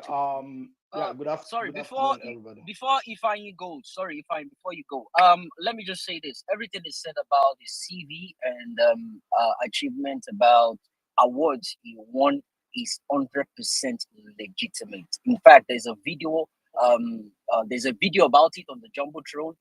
I mean, Anambra people, if you guys miss him, man, Otilo, man, I'm telling you, this guy is exactly what. I mean, he's not blowing his trumpet enough, and he's following Peter Obi's footsteps. He's quiet, but his CV is freaking loud. Don't miss this dude. I'm not hyping him. I don't even have his number. It's just what it is. Back to you guys. All right, if I mean that's on check, man. That's a fact Fine, checker. go ahead. Fact checker. Well verified. Yeah. Good afternoon, Jimmy Mr. is if you Val. go and verify with the person. Good afternoon, Saddam. Women in Nigeria. I greet all of you this afternoon. I myself, I am from Anambra State, and I'm actually from Omomark. I think you mentioned that you were born there, if that's correct. But I have two questions here. One of them borders around security and the agriculture because we all know how important security is. So even though you've talked on that, yeah, but I still have a particular aspect that I would like to know, bring to your attention, or to know what you would do to address situations. So I know that Anambra State, apart from the insecurity we have, the regular insecurity we have with banditry and the unknown gunmen and all of that, there are still um, communal clashes, villages fighting and killing each other, affecting agricultural, affecting people's opportunity to go to their farm. So in general, affecting the food produce of the state. I know the FEC also mentioned those areas, and all of those Amambra people, which you mentioned that you already know that they are very there's good opportunity around that area for agriculture, right? But if you know that area very well, which I will assume that you do based on what you said in the before, you will know that you will find out that there are some communal clashes going on around there. So I'm looking at Ibariam. I'm using Ibariam for example. I don't know if you know Ibariam very well. Sorry if I'm very sorry to interrupt. I just wanted you to maybe try and just ask the question directly so we don't so it doesn't forget Okay. the first question I was asking. Okay, so let me go let me be more straightforward. So what I'm trying to say is that Ibariam, for example, Ibariam Farm Settlement is known for agricultural produce, for farming, and currently the other part of Ibariam, which is the main Ibariam, the original Ibariam indigenes, which are different from the Ibarian Fan Settlement, but they own the whole Ibarian before the government gave that part to the farmers, to the settlers, right? But now what is going on is that they are people living in the Ibarian Fan Settlement cannot go to their farms anymore, because the Ibarian indigenes are, like doing all kinds of evil things, killing people, If I please intimidating just them. in 30 seconds, please wrap up the question, please. Okay, so my question is, what will you do to address communal clashes and in particular that Ibarian area? Thank you very much. All right, thank you very much. Fine, let's just take one more question before Mr. Val answers. Is the Chikwelu, go ahead. Thank you, everyone, for having me down. I want to stand on existing protocol. Mr. Ozigbo, good evening, sir. Thank you, man. Hello, can you hear me? Yes, Yeah, go go ahead. Yes, Audemars, Yes. thank you. Thank you. Go ahead. Yes. As a violencer, Mr. Ozigbo, Imana, everything you say, violent space, so everything you say here, we will hold you to it, and I'll remember it.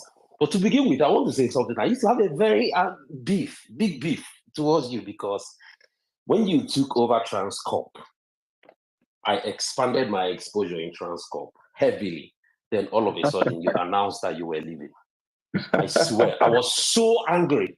If you speak to my very close friend, I was so angry. I was like, what is he doing? Where else is he going? right? Then I saw you beside Peter, and you announced that you had interest in this. And I said, okay, I've forgiven you. This is the only reason why you should leave that position, right? Because I know how critical power is to Nigeria. Because when you took over, I was looking at power. I wasn't just looking at the hotel. I was looking at power, you know. I wanted you to bring yourself to it. Now you come into Anambra, and what happened. Now we are here in this conversation. You stood beside Peter, and I was quite impressed. I want to say something. I was in Omoba in Onitsha in 2001, 2002 when Peter contested, right? Peter's election as a governor, the only thing that came close to it was Barack Obama's election. I'm not trying to hype it. I'm saying what I experienced as a person. Peter's election was the only time I saw in Nigeria where people voluntarily came together twice every week and contributed their money.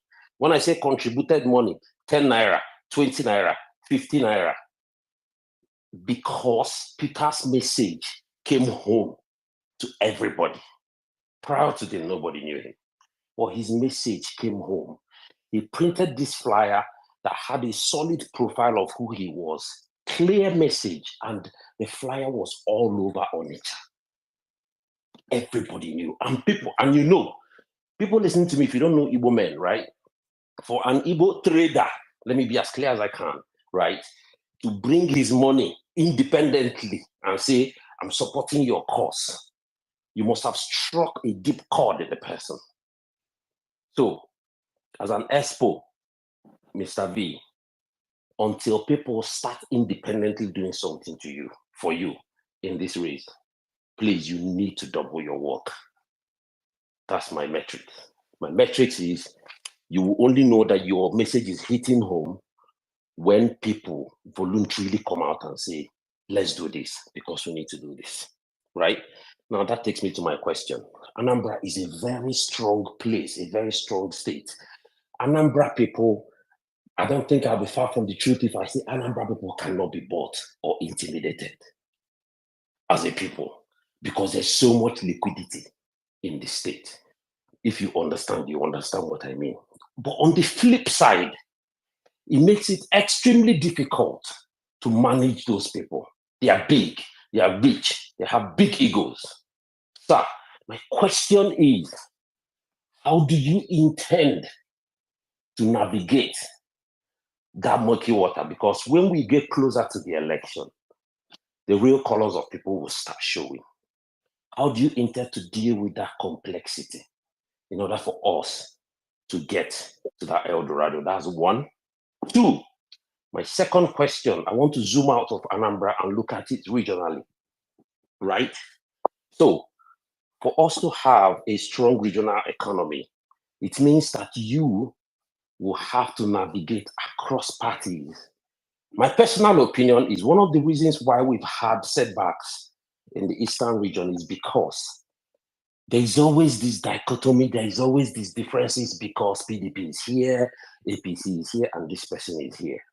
So we've not been able to tap into each other's potentials, link each other up. Sir, how do you plan to cross party lines and get your counterparts on the other side to do stuff that will link the region and enrich them? Those are my two questions. Thank you, sir. Thank you so much. Thank you so much. A lot of insights actually being shared here, for which I'm grateful. When I was on the Arise interview, I made a call on the Anambra, basically calling for a memoranda on what they think. You know what you find a lot of places in Anambra, they had actually taken time to study their problem, to propose solutions. And I sat with one of the revered people we have in Anambra, and he told me all the efforts and showed me documents of the thinking that has gone into solving some of the regional problems we are facing there. And you find that sometimes you don't even need to reinvent the wheel. It was one of the things that drove me to make that call. So here I am, for instance, brainstorming about Newi, how to make it a true industrial hub, how to make Omambala or Ayamelum a true agri hub. Omambala people have already done stuff and telling you this is what, if you do this, you get it right. Trust me, if you then bring in some other external thinking to it and bring in some expert advice into it, you will land yourself in a trajectory where you can never go wrong. I can almost guarantee that. So, what I'm saying, in effect, is I'm not also here to tell you I know how to solve every number problem, but I have the personality, the listening ability, and the ability to put together a strong team, objective team, to evolve any solution to any problem in Anambra. So, one of the problems we face with the current administration today is somebody who just thinks he knows it all, who feels that your point of view is not important. How much more if he's opposing? Who every meeting is a monologue. He's the only one that will speak. If it's a 2-hour meeting, he will speak for 1 hour 45 minutes, and they use the remaining 15 minutes to eulogize him. And if you're even talking and you haven't made a first class, what and the question would be, what even gave you the temerity to speak out? So this is the difference in what I'm going to present in the Anambra. So basically, I'm laying this background to emphasize on the need to gain more insights as we progress along. Now, let's go to the questions. Fetch brought us back to the issue of agriculture and IMLM. When we use the word Omambala axis, it's actually 4 local governments there, which is Anambra East, Anambra West, OE, and IMLM. So they share a lot in common. They are mostly agrarian. They are water people, and they if you're able to deal with issues around agriculture, you have gotten them right.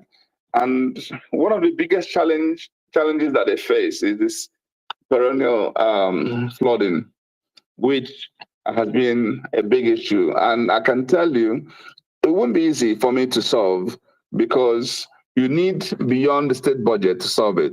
But we can build the consensus, including the federal government and the international development institutions.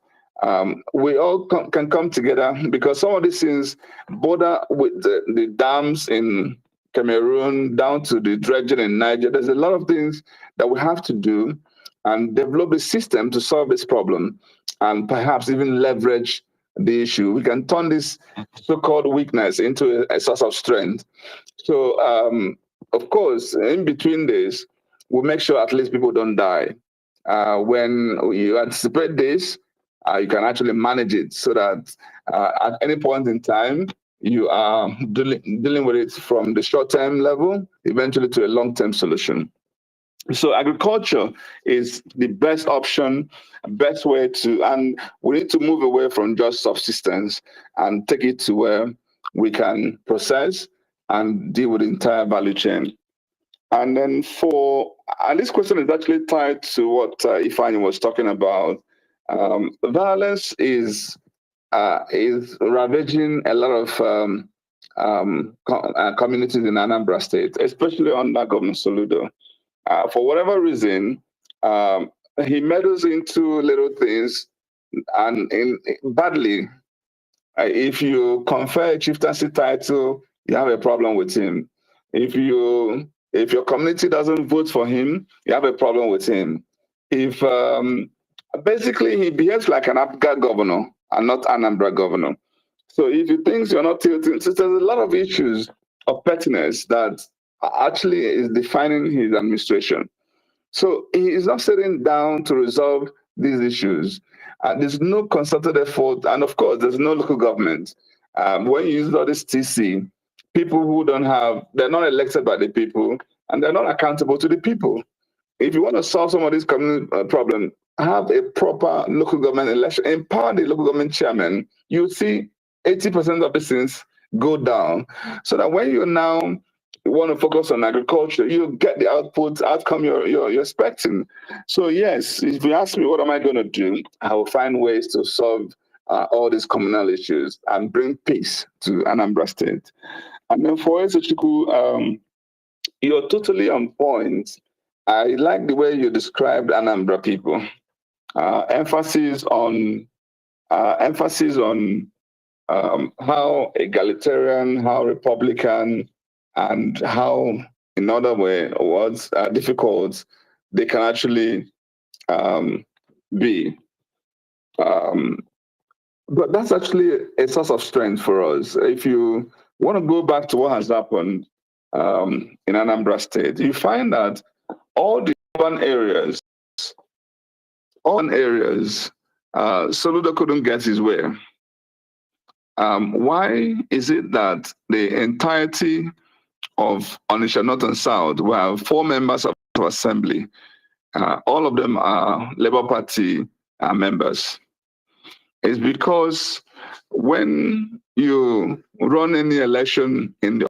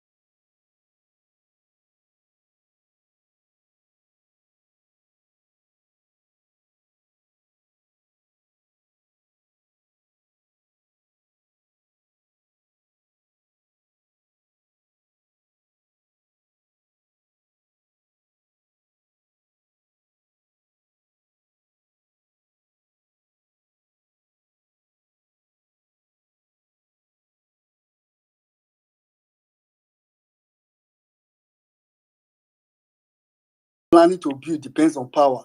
How does he plan to improve that in the state? So maybe you answer the question regarding power and Oka after Gaboni asked this question. Gaboni, go ahead. Yeah, thank you very much, one meaning.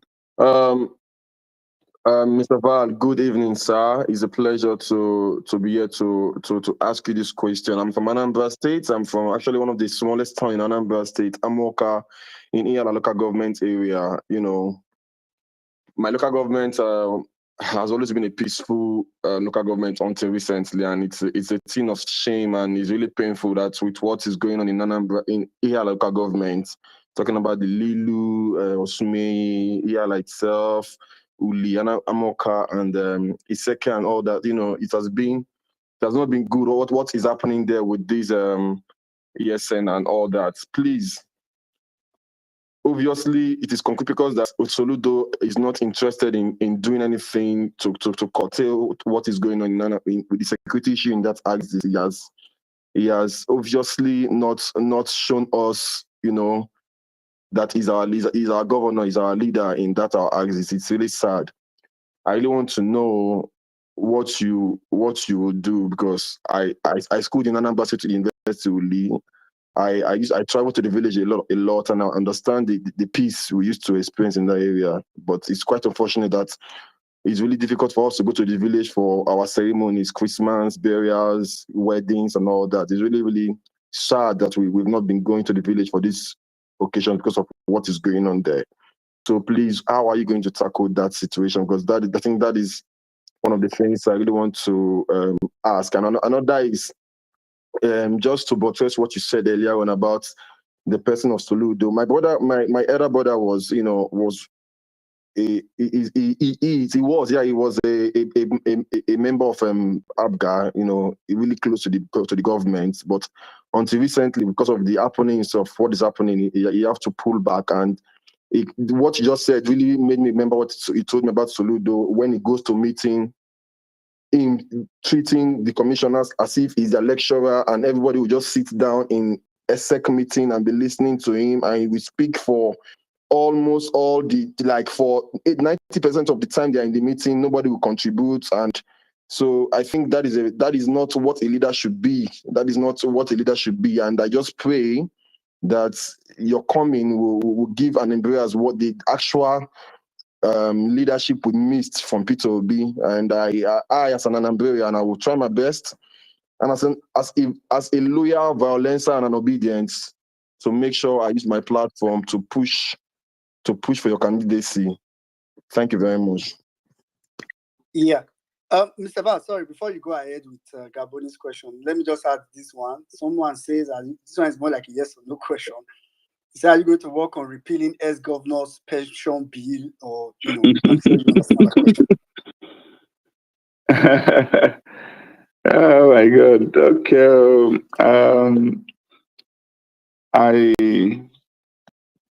Where do I start from? Let me start with this Oliamoka axis question, because just 2 days ago, I was in Oli.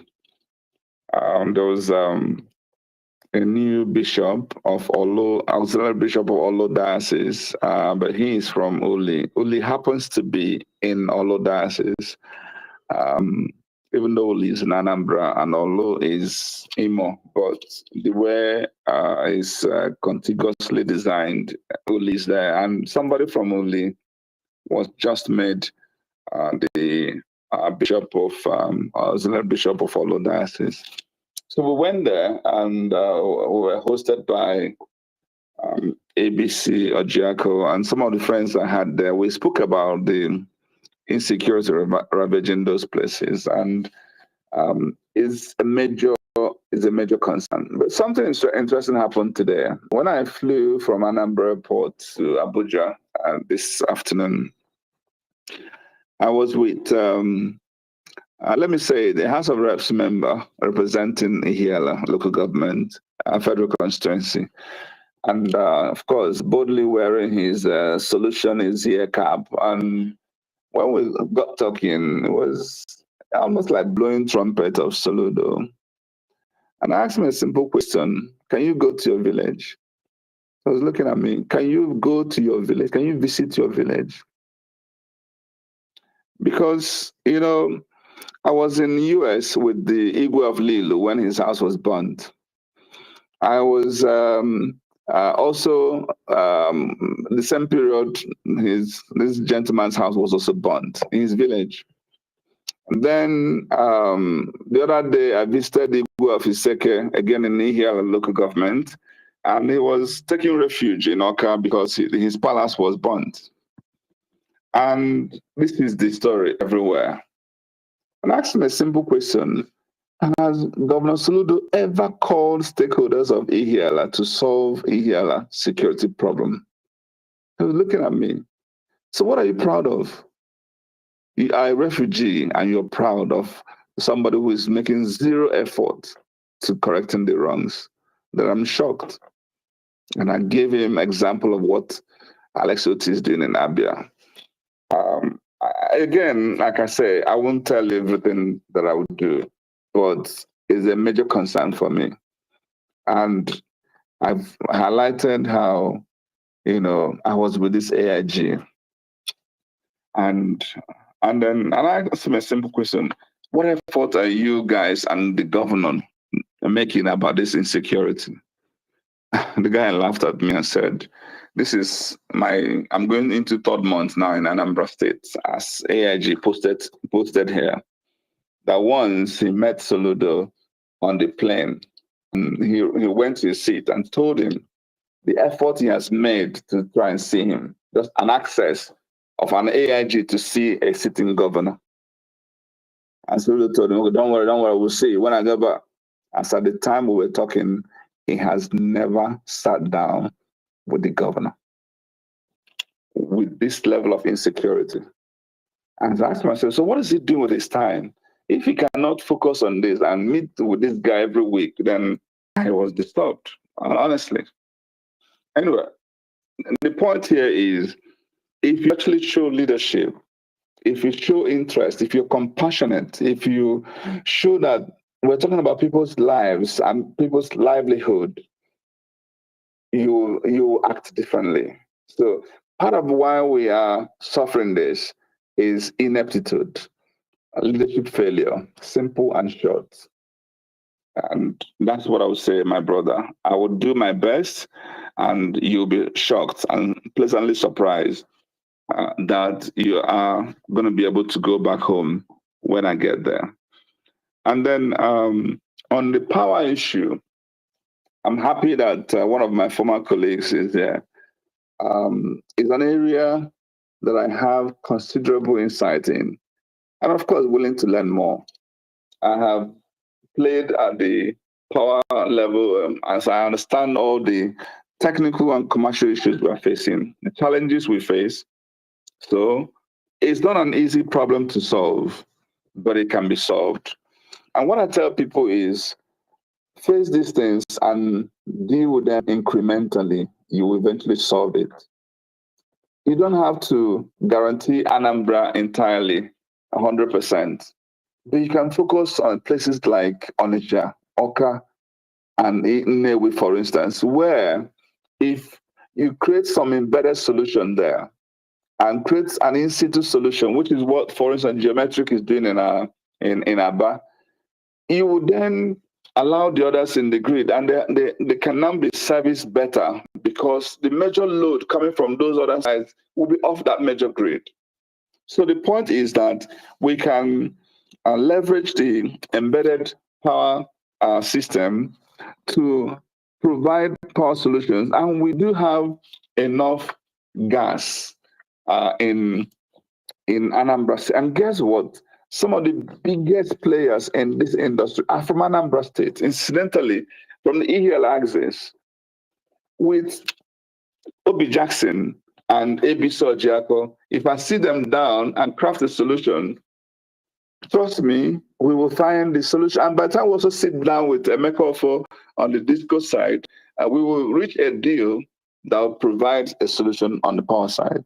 So I have my my plan worked out, and incidentally, some of the people driving these are part of my team in crafting the manifesto for Anambra State. So that what we put out there, the promise we make, obviously can be achieved.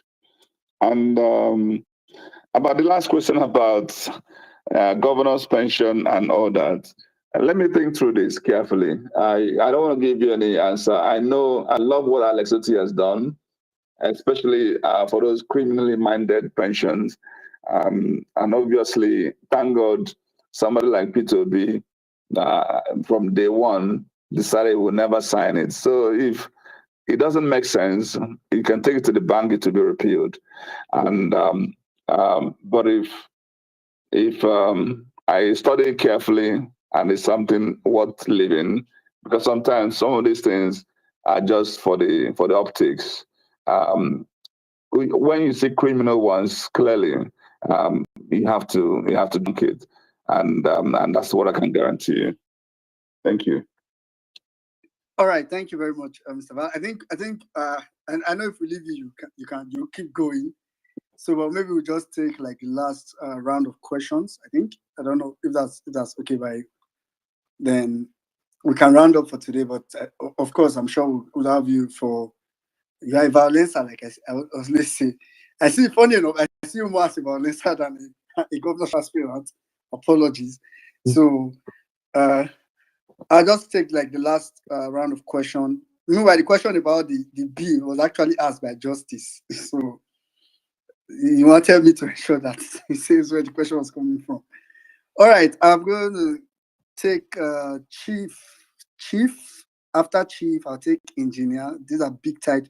Oh, no, I'm going to start first from Millie Shield. Millie Shield have been here the longest, actually. After which I'll come to Chief, then Engineer. Hello, good evening, Mr. Val.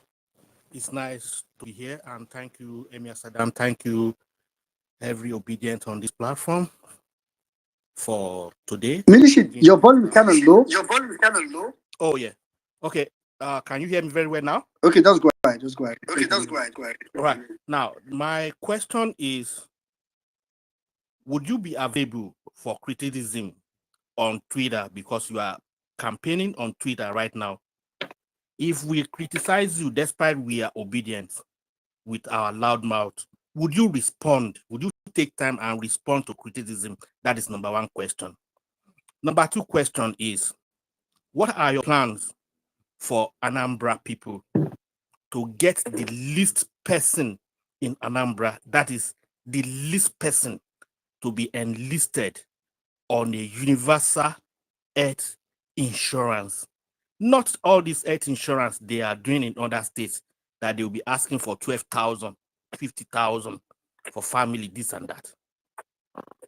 The least person in Anambra State, what are your plans to get that person covered for his or her health care?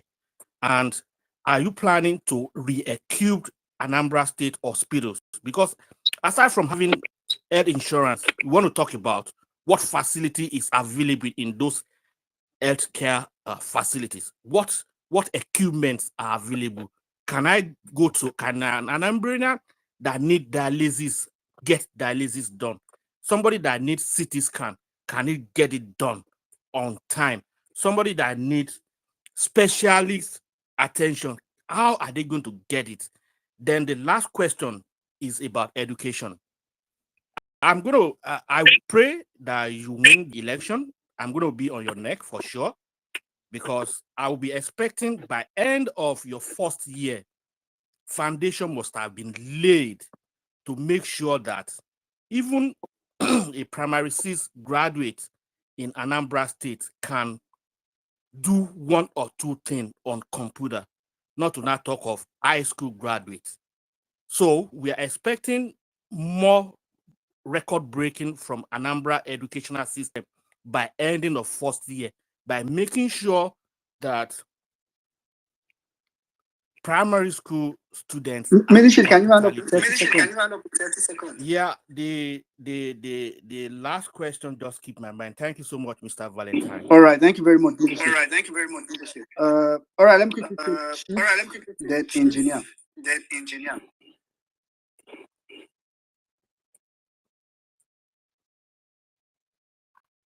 Chief Unwachi Nemelu. Are you there? Okay, I don't think Chief Unwachi Nemelu is there. All right, I'll quickly take Engineer Namdi, after which I'll take Sweet Angel. So can probably round off with that. Engineer Namdi, go ahead. Good evening, everyone. Good evening, the host, and from whatever you're spacing from here. Good evening, Valentine Ozigbo. Kedu ka ị mere? Abụ m onye Anambra, yeah, abụ m ndị Anambra, and I'm from Nnewi to be precise. So my question goes to you, Toz. I don't want to waste much of our time. First is Anambra is a big how do I put it now? Mostly election in Anambra are mostly won by all these big names queuing up again, behind one candidate and trying to make the candidate win in the first place. You understand?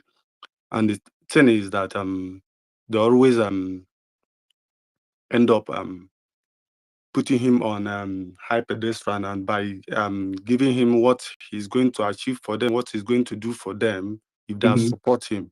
You understand? So can you hear me? Go ahead, go ahead. So it's become a problem. It was one of the jinx P2B broke when he was elected governor. You understand? And Soludo is taking us back to that era of godfatherism. You understand? Running to these people because he knows with them he can do whatever he likes and they are going to back him up. You understand? So how are you going to manage to make sure that these people you can get their backing without promising them anything? Because definitely most of them are good men anyway, but before you get their backing, something must go. You understand? So it's a big problem. And being that APGA as a party, I used to be a strong member of APGA before I left the country anyway. You understand? So I know how they operate. They've had a big structure in Anambra State that before you know it, they can rewrite election results if you don't follow the distance. So are you planning to secure the votes? You understand? Because it's the most important thing. People can come out and vote, but at the end of the day, by 12 o'clock in the night, when they start writing those results and all those stuff, you understand? How are you planning to do those stuff? Because it's very, very important. We don't want to waste our time, just like the last election. You understand? I know how much we spent on traveling, coming back to vote and going home, knowing that we won the election and coming back and a story changed and everybody kept quiet about it. So I want to make sure that, please, you understand, try to make sure that how do you plan to actually secure our votes? It's very, very important. I want to know. If not, we are going to be wasting our time coming out to vote again. Thank you. All right. Thank you very much, Chief. Engineer, sorry. Okay, I think Chief is back, but let me quickly take Sweet I'm here. Angel. I'm here. I don't know if you want me to ask my question. I'm here. Sorry, my network was Okay, messing just up. take 1 minute to ask your question, then I'll take Sweet Angel's question. Okay, Mr. Valentine, good evening from here. I know it's already past midnight. I have a couple of questions, but first of all, I would like to say that I think I've written you both on Instagram and even here on Twitter to join us on Igbo Business Space because the questions I have here are more or less related to doing business in Anambra State as a business person, someone that has business in Anambra as well.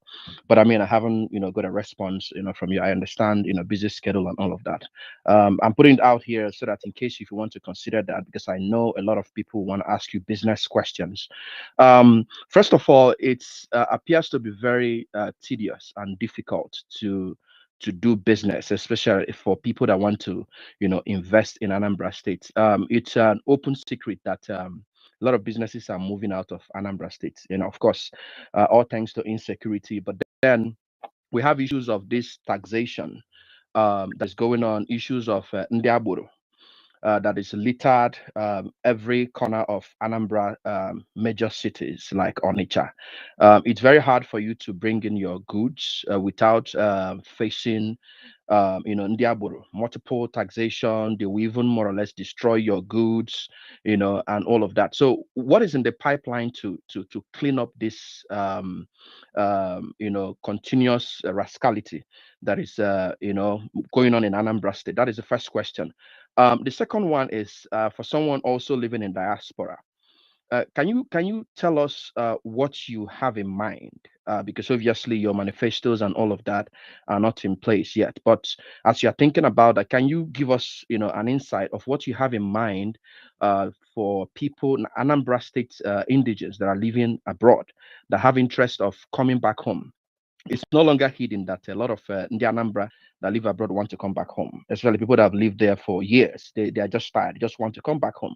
But then the situation at home is not encouraging. So even those ones that want to move back to Nigeria are not moving back to Anambra. Some of them end up in like Delta, some end up in Lagos, in Abuja, all of those things. But because we don't really have what they are looking for, those social services, having a cleaned up environment, a sanity, decency, in the state that will encourage, someone that have spent all their life, working abroad, and they want to have a kind of a similar experience or a similar soft landing experience, in Anambra State. And then the last one, I'm just trying to, I have a lot, but I'm just trying to round it up so that you can answer Chief, at do once. you mind keeping some for some other day? Okay, all right, yeah, okay, no problem, my people. So, Yeah, those are very Mr. outlined Valentine, questions. So yeah, so if you can, touch this rascality of Ndiaburu, multiple taxation and the way they are going about it, instead of having a centralized taxing system and not having all these people littered all over on it and everywhere, kind yeah. of constituting nuisance. And then secondly, for Ndi Anambra living in diaspora that intends to invest in Anambra State or intend to move back, but they are being discouraged by what is going on in Anambra State. So let me just keep it there. Thank you. Yeah, I think you got that. Let's just take the last question. I just learned something now. If you want to get an Igbo word, just add undi to it. If you want to say baby, just add undi baby. Sweet angel, undi sweet angel, please go ahead. That is not true. That's not the baby. Well, good evening, everybody. Good evening, 1 million Nigerians. Good evening to you, Mr. Ozigbo. I am from Anambra State, and I live abroad. I love to come back to Anambra State. Anambra State is my home, is my heart, And if we who live abroad, we have these places we go for tourism. We have these places we go to relax once in a while, take our family, our children, our parents, whoever, whatnot, to go about. If you can see, Anambra State has certain locations, like we have natural streams, we have natural things. What are your plans for tourism? What are your plans to bring in other things than business? Business Anambra State. What are you going to do about that? And as Chief said, some of us want to come back home. We want to come back home. We want to invest in Anambra State. We don't want to get stuck in Lagos or Delta State. There's nothing wrong in those places, but actually, so please, what are your intentions? What plans do you have to foresee these things so that Anambra State will keep progressing? Because I'm progressive. Thank you. Okay, thank you very much. Thank God your progressive is not the one in APC. Mr. Val, please go ahead.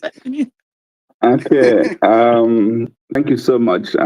Quite loads of questions. We'll just do short responses to them since I've been guided. About opposition view, somebody said, will you be willing to be criticized? Of course, we learn from criticisms. Some of us have even learned to take the destructive ones. How much more? But I would encourage you to be more constructive than the destructive one, because usually what people do, they leave issues and they embark on personal attack, and it doesn't help anybody. What helps is like what I'm doing to Soludo now, constructive criticisms. I deal on issues, not innuendos, not gossips, not what is on ground. What are you doing in this area? why can't you not listen and do it this way? So I will be more than happy to welcome people with ideas, alternatives to whatever it is that I'll be doing. And about the health insurance, it is a project that I'm excited about. Incidentally, the person who actually drove it is a good friend of mine. So I know the thinking that went into the health insurance in Anambra, and started from Peter B's time. Then Obiano actually put a proper system around it. And Soludo is continuing that. And I am even, I've had to give, I've offered this to a number of people in Nobi, in Amesaku. So talking about what will I do to the least people, we're already doing that at a personal level. And obviously we'll continue, we'll do more at a government level. And effort to equip the hospital, those are given, including making sure we cite proper healthcare institutions, at least 3 in each of the 3 senatorial districts in Anambra State. On education, yes, emphasis will be on early child knowledge on computing, on ICT, so we can give them the necessary skill and give them, obviously they already have the right DNA to be able to profile solutions to world problem and Anambra problem. On godfatherism, I abhor that. And what this means is when you have people who are misguided, yes, they bring money and they demand that you do things that are ulterior. Now, what you will know about me is I don't make empty promises. What my conscience does not accept, what I feel is not good before God, and what I think is not good before the Anambra, I will not promise you. I can listen to you as a big man, provided your advice is about the well-being of the Anambra, then come on board. So if Peter B provides some guidance on how he thinks I can govern Anambra, I can listen to that. That's not godfatherism, because I know he will not tell me what to do to put some money in his pocket. Then that's what I would not listen to. That's not even for someone like Peter B. But there are people, I know why you're saying this, who do things for ulterior motive, and not just what I call, it's not enlightened self-interest. It's just something that can benefit them to the detriment of other people. That you will not get from me. And so it will be in the same line with what Peter B did in Anambra State. About securing our votes, my answer there is simple. Okay, Adigeri Inyonya Mwanya. You see, rat, it doesn't eat any food that belongs to somebody who is wide awake. So we know what to do, and I won't say what we're going to do on this platform. And my friend who said he has messaged me on Instagram, I haven't checked my Instagram. I don't know what messages are there. Not all the time that I check, but since we're here, if you have Saddam's number, he can give you my WhatsApp right away, so we can message directly, so I can respond faster. What you raised about Togri and double titles is so important. In fact, I visited one of those victims, the one they call Mbolimba, and you need to see how inhuman are people who, unfortunately, Soludo on his inaugural address actually said he was going to end Togri. We didn't know he was going to just change their uniform and empower them more, unleash them onto the masses. It's so unfortunate. And what I am promising the Anambra is proper law and order. And we are going to leverage technology in pursuing things about IGR, and not this very, very shambolic approach that we're embarking upon. For the diaspora, I am happy to have followed Peter B all over. So I know what diaspora is asking about.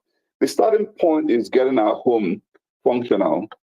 These major cities functional, have a decent power supply, so that at least they can switch on light as it's on and they're not sweating. Have proper road, make sure it's safe and secure, provide the right technology backbone, and this is the enabling environment. You can go further into making sure that the governance system, the civil service, all of these things work so that people effort wasted. Right now, the biggest challenge we face is the issue of rule of law. Where you can't even go into any contract, you can't take any risk because a lot of things it's not justifiable. You find that here you can buy judgment, and in such a society, no diaspora want to come in here to do any business. You want where if I go into any contract, if I give you an order and I say I'll pay you in 30 days, I will pay you in 30 days. If I fail to pay and pay 45, there will be consequence, and it can sue and be sued. So if you are not that's competitive as you're promising to be. So these are the things I would do. I will help to enthrone. And I'm also praying to God that when I am the governor of Anambra State, Peter B will also be the president of Nigeria, such that some of these things are things that I may not be able to solve on my own as Anambra governor because I'm subnational. I'm not a sovereign body. There's some that will have to happen at the center. If, for instance, the FX system is still messy the way it is now and uncertain, volatile, businesses must find it difficult. What will I do in that regard? Little or nothing. But if we have somebody at the top plugging those leakages, creating the confidence and making sure it's predictable, it will help it to go a longer way in solving some of the problems locally. And of course, for tourism, that has been my industry. I used to be considered as the biggest promoter of domestic tourism in Nigeria because I played at the top of it. If you work in the hospitality industry, that's part of the value chain.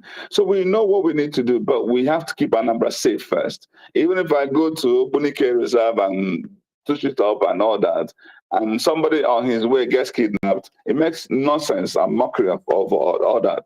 Let's keep Anambra safe and secure and clean. Let's law and order, get the roads working, get power working, and show leadership and make sure Anambra people are happy. Then those. Your screen, sir. Hello. So basically, in summary, if we tidy those basics from insecurity to roads to, making sure that the rule of law is in place, and also solve the power challenge locally here, especially in the urban areas where we begin to solve quicker. Because again, like I keep saying, if you don't cluster some solutions, it will take you longer time. But if you begin to solve them in phases, it will eventually touch every part of Anambra. And when we do all this, the diasporans will find Anambra home. And so that it won't be a shock. They come from urban, somewhere that's civil where things work to a very dysfunctional system. But to achieve entirety of this, let's get a door working. Then let's put Anambra in the bank. And in 2027, let's make sure Nigeria does it right. Thank you. All right. Thank you very much, sir. I need to relieve you of this stress of having to touch your phone screen continuously to keep it active. Thank you very much for joining us today. Justice, I already asked your question from the DM. You cannot please. manufacture another question. Sorry. Please. Let me You ask cannot manufacture another question. I already asked your question from the DM. No, I'm begging you. To do it. I need to ask just one question, and it's very important, please. Okay, ask your question. Yes, thank you very much, my dear good friend, Mr. Valentine. Anambra has an international airport that, if I am to be fact-checked, has a coordinate of 2406, fully built with Anambra State taxpayers' funds, saved by Peter Obi. But it breaks my heart that up till now, that airport is not fully used. That airport is the second biggest airport in Nigeria after MMA Lagos. I also need to be fact-checked and verified on this. But subsequent governments have now come and gone, and it does appear that the Southeast, the entire Southeast, it looks like they are being taken away from living or dropping into the international community from the Southeast. So if you become governor, sir, which I am hoping that with the instrumentality of the Labour Party, you will, are you making us a promise that Anambra State International Airport, fully built and functional as a state powered project, will gain that international status so that we can have Delta, Lufthansa, and all these international flights landing in the Southeast? That's all I have, sir. Thank you very much. God bless you. All right, Mr. Val, do you want to just quickly answer that before? You're muted in case if you're speaking, just to be sure. Oh, okay. Yeah, thank you, Justice. I hear you. Anambra Ports, actually, I'm not impressed by the quality. Yes, it has one of the longest runways, and that's actually what you can say. When you use that one, second biggest, no, I don't know where you're getting this from. Yeah, based on runway, sir. Thank you. Based on runway, okay. Yeah. Now, the fact is that it's been built. We can improve on it.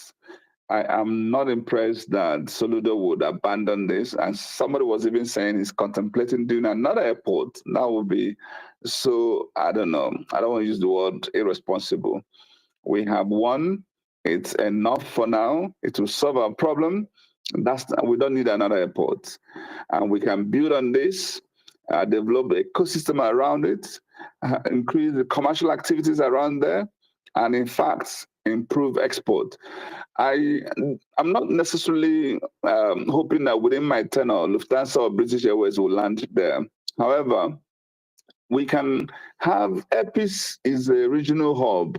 Epis is now going to London. If they can make Anambra Port their hub, it will more than solve my problem.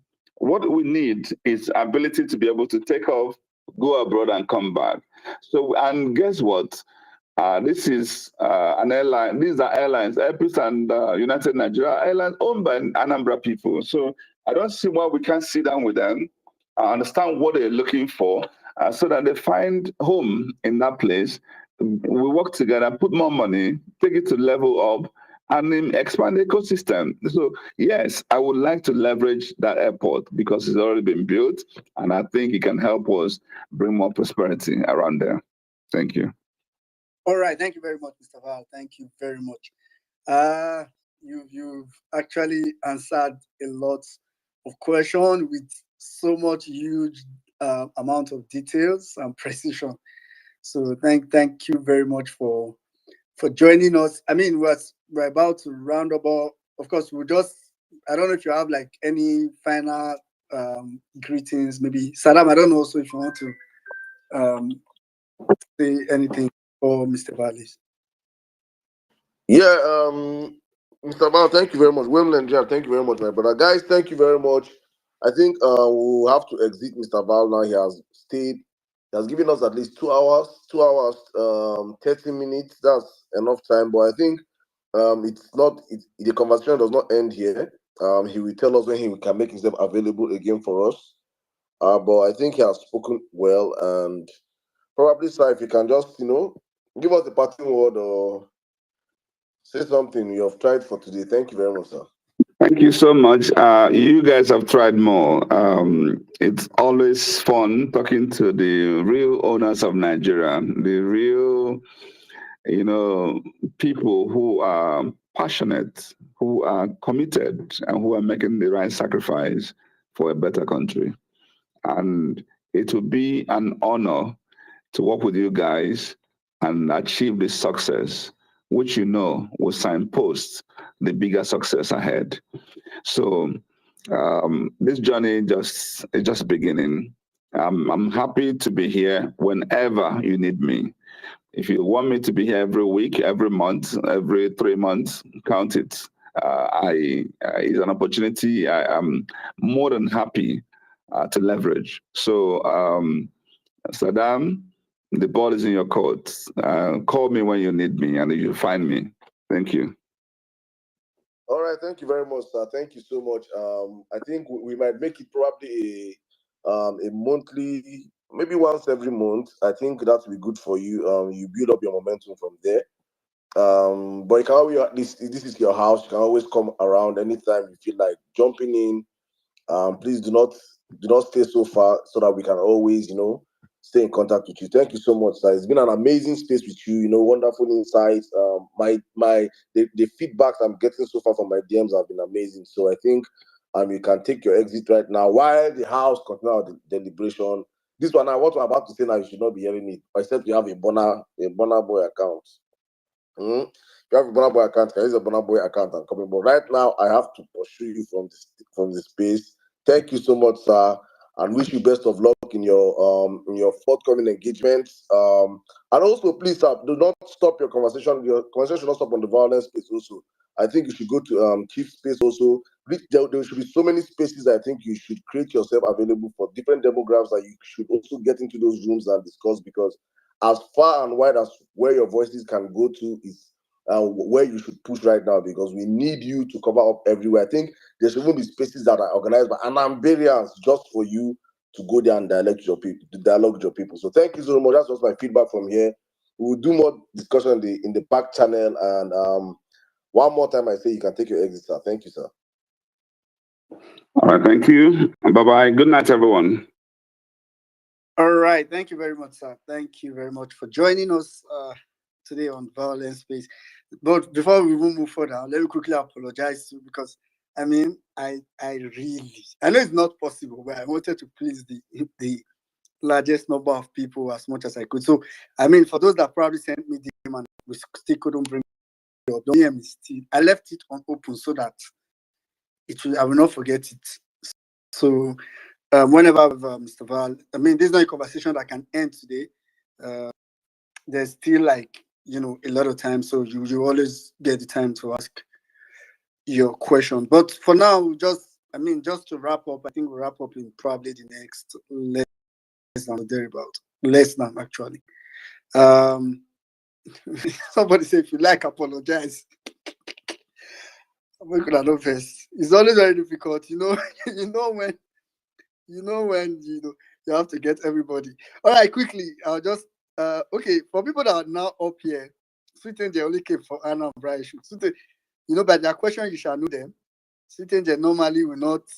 I knew there was anybody that will ask questions concerning enjoyment and tourism, it will be Sweeten. By their question, you shall know them. All right, for those of us that wanted to speak on the initial topic, feel free to request Mike. We'll just take as much people. Then also, if you want to react to some of the things Mr. Val said as well, that's allowed. Justice, certainly not you. You be like person we don't talk for this space 3 times today. So it's not certainly not you. I'll go to Health as well if she's close to her phone. But Health as well, are you there?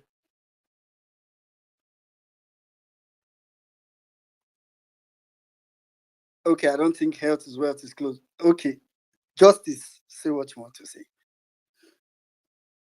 All right, thank you very much for once again giving me the second opportunity to speak.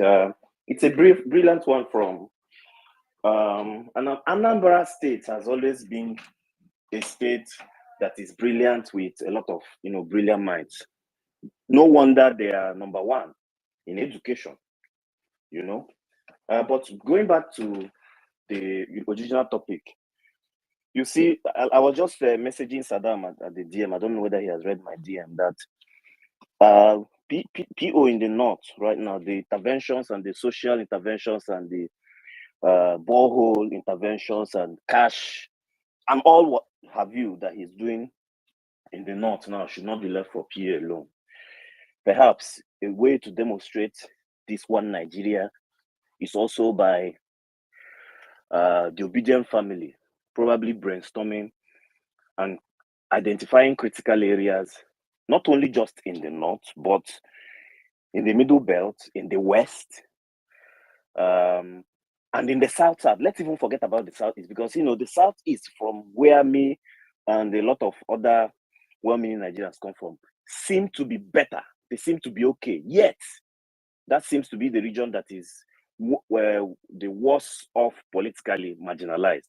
So I was of the opinion that rather than just allow PO spend his money alone, which we know, whether we help him or not, he already has his plans mapped out. Perhaps we should also set up a PO violence-based interventions fund. And please, this is my own opinion. I'm not imposing it on anyone. We can set up a PO violence-based intervention, just like we did during the campaigns. These children of the evil forest harvested from there or from the marine world think that we are joking when it comes to intervening for coming as brothers to most of these people who are in the north, who are critically handicapped by social amenities as drinking water and what have you. So yes, I am suggesting that we set up such a funding. Maybe we can help build more boreholes in the north, in the middle belt, in the west, in the south, where we have these issues of water. And then, of course, the criminal drug baron has failed before he started. Thank you very much. All right, thank you very much, Justice. Thank you very much for that submission. I think we made not just violence space actually. I think earlier we had actually during my submission had said it that hopefully with time, this entire engagement is something that Obedience can pick up and extend all over the country. Consider it your own way of partnering with Peter Obi. Just say it like that. All right, quickly, I'll go straight to Chief. Chief, you asked a question, so let me get your reaction before I go to Sweet Angel as well. Okay, thank you so much for the opportunity once again. Before I make a comment, I just want to throw something here. I like the way some people on the timeline are undermining and underrating Valentine Ozigbo. Let me just take us back for people that didn't know Peter Obi. When Peter Obi came at first in Anambra State, because of the way he speaks, they were calling him Adobe, like he was talking like a woman. They were underrating him, his capacity to do things, to change things. Let me tell you what happened. When he started dealing with the criminals, with the kidnappers, with all those, people that are messing up the state, they started calling him Okute. Okute means rock, that was actually what happened. So I like when people are being underrated. It's good for you to be underrated than to be overrated, because when you're overrated, now you'll be struggling, to make a mark to prove a point, right? But when you're underrated, when you start acting, people will know that working or there. You understand? So I appreciate those people that underrate Valentine Ozigbo, because when you don't know somebody, you are bound to underrate them. So coming back to the conversation we are having, I don't know Valentine in person, but then I've gone through, read stuff about him and the things he did in Transcorp and all of that when he was there.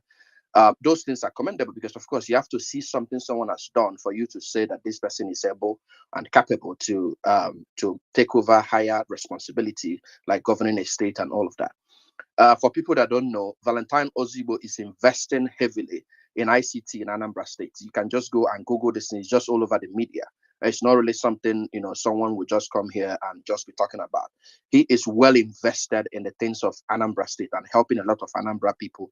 He's not already blowing his trumpets very well. I can tell you that. He's not. I think he's just too calm. But do not undermine him. Do not underrate Valentine. We don't need people that are behaving like touts. We don't need people that are behaving like they know it all, like the person we have there now, occupying Agwoka as our governor, that doesn't listen to anybody. If you don't have first class, and we are not joking when we say these things, if you don't have first class, you cannot give Soludo any advice. You cannot correct him. Who are you to correct a governor? Most of the commissioners, they don't even have 2-1 or 2-2. So how dare you correct someone that is a professor? So we have an autocratic governor that is doing absolutely. In fact, let me compare Soludo to Rochas. They are the same in terms of infrastructure and everything. The only thing left now is for him to start a Umado.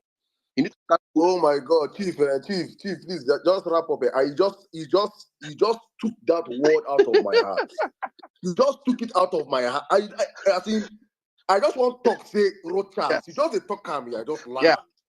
So I'm just like they are the same. Doing Robbie, look at the road they were his followers were sharing on social media 2 days ago. 2 days ago, Kama came in form of rainfall and washed it off yesterday. I'm not joking. I am not lying. It is all over the media. This is what we are saying. These people do not understand what it takes to govern a place like Anambra State. And it's not an issue of pride or trying or ego or whatever. Anambra State is difficult. Ask anybody, because you have a lot of strong men independently and as a group that can actually support anybody. So it becomes imperative that you must know what you are doing. Currently, if we are against Soludo, the state road that is in your town will not be done. I am telling you, go and check the stats. He will not do it because you don't support him. Because the House of Assembly members are not from APGA. He will not do those roads. Why has he not done anything in Nnewi? Nnewi is the Japan of Africa. Nnewi, Anambra State. Go there, dilapidated roads, no infrastructure, abandoned. And then people are here saying that Valentine Ozigbo is not a heavyweight, he's a lightweight. It's game on. We'll see what happens. That's all I want to say. We will see what happens. All right. Thank you very much.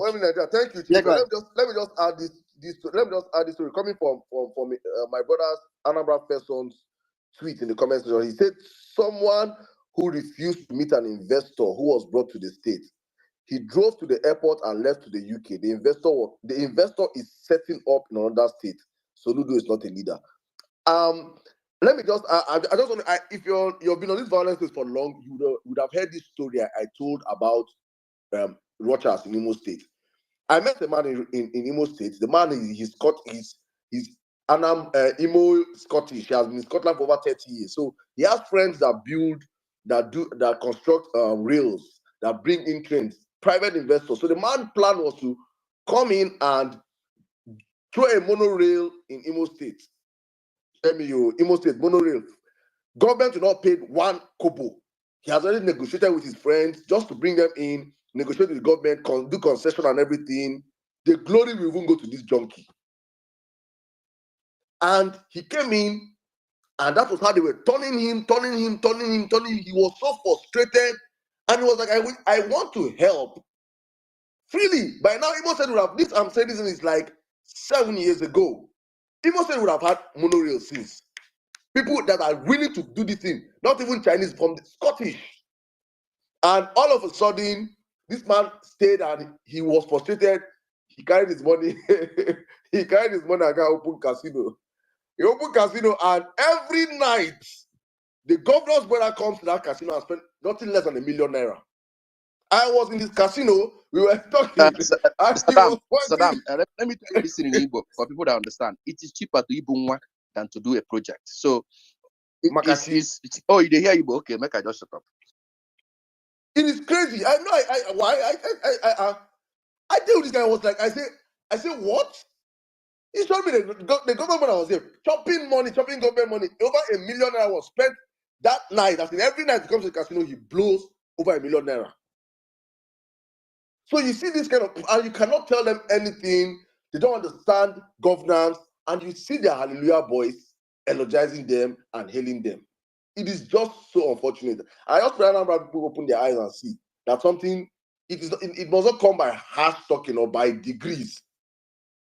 Because anybody can go and read book. After all, Tinubu said give us fake certificates. So anybody can claim that one. It is to use sense. Well, Nigeria, back to you. Yes, Adam. From the look of things, I feel threatened. It's like you guys are trying to compete with us in Edo State on this bad road issue, but I can tell you can't win it. You can't. No, we can't compare. I beg. I don't, please. I don't even go there. I don't headquarters. Part of collection, Obaseki is Edo. So it's the headquarters of. I will never reach where they put a signboard. Whenever they put signboard for Anambra, say please don't vex. this road is But if you like say now, but I dey look at if you like say now Obaseki be Soludo mentor for this matter. Anyway, thank you very much. All right, quickly, let's just take. I'll take Sweet Angel Chukudi, then we'll take Mommy B. All right. Thank you for the opportunity to speak again. To my fellow Nigerians, I'll take on his last word about the security. We winning one state at a time. I want to ask my fellow Nigerians, those of us back home, please, if you take yourself serious, like your neighborhood, your community, if you take it serious, you see something, say something. If you have any family member, we cannot all be good people. We have bad people amongst us. We have bad people in our families, in our homes. Please say something. The era of you keeping quiet, because when you keep hiding the evil committed in your community by your loved ones, be it your father, your mother, your sister, your brother, or uncle, or friends, the evil never goes away. Our society will never be good. So, in that note, please, we have an election to win in Edo State. My Edo brothers and sisters, our uncles in Edo State, please let's take Edo serious. Let's come out, let's campaign, let's talk.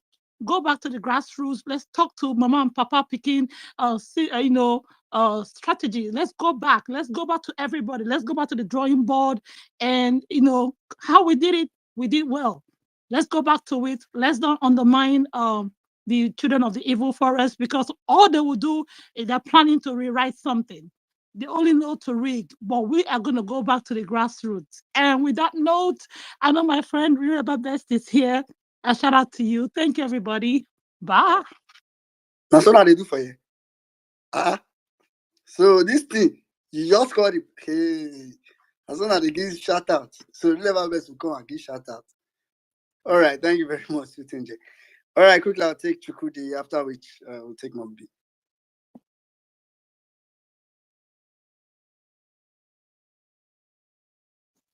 Thank you very much, Saddam, and women in Nigeria. Good morning from the beautiful city of Calabar. I think this is the very first time I'll be speaking on violence space. The other day was before the election, when I was supposed to speak. I didn't hear it on time and I was not able to speak. It's very good. I wanted to talk to my incoming governor, but I did not get the opportunity to speak with him. We speak another day because he's the next governor of Anambra State. There's nothing, we are not going to negotiate it, and we are not going to discuss it. We are not going to do any other thing. He's our next governor. It doesn't matter what any other person thinks or does. He will get our tickets and he'll be the governor. But what I really wanted to say, because I listened to him extensively on Arise before he came to Violence Peace. And there's a lot of things people do not even know. The guy is also a first class graduate, but why is the man, the Solu tax, I mean, what they call him, why is he coming in to make it public that is a first class, whatever? That is the pride and the arrogance we see in Anambra State. And it's similar to Edo State. When you talk about we competing with bad rules, it's really very bad, because I live in Edo State and I'm from Anambra State. I can relate to the two issues. It's really very terrible when it comes to bad road. I cannot even rate who is better. I was They should talking give with you my brother. ambassador of bad road. How can you do I for don't these two really, places? I cannot really say, because during the era of Peter Obi, Anambra State had the best road network in the entire southern Nigeria. But when you go to what is happening now, this maximum idiot is destroying everything. Now, my own, I'm from Nnewi South. Our own senatorial, this arrogant fool publicly told us that if you are not voting in for someone from that is, we are not voting Apuga for House of Assembly, that what is the person going to do? And he said it in Igbo. Something as demeaning as that. Until today, the honorable member representing, we did not vote Apuga. The honorable member representing told him about a road that Peter Obi started, which Obiano abandoned. All the drainages was already done. Till today, nothing has been going on there. Nnewi, which is a commercial city, because the senator coming from there and every other thing did not come from the area. That is also why he abandoned it. And I remember making a post on Facebook saying that if Val had picked the senatorial ticket, we would have 3/3 because I was begging him to pick senatorial tickets. But I really wanted to hear from him today on that, why they left, why they did it like that, and they did not actually give us proper candidates for senatorial district in our district, because the idiot that is there has now moved to the COM party, and he's just there, that debt redeem guy, and he's trying to those people are not the people we want in office. But as it is, we thank God that he was here. We thank God that he's letting his message known, so that those other people also, the ones who are there, who are waiting to collect the data boys, because they always mobilize them towards the election. When they will start coming out and start making noise that they don't know him or this and that, they always have excuses. Yeah, I'm finishing now. I'm finishing now. They always have excuses why they will not support a candidate that will want to win an election. Thank God that he has started speaking to us now, and he gave them time.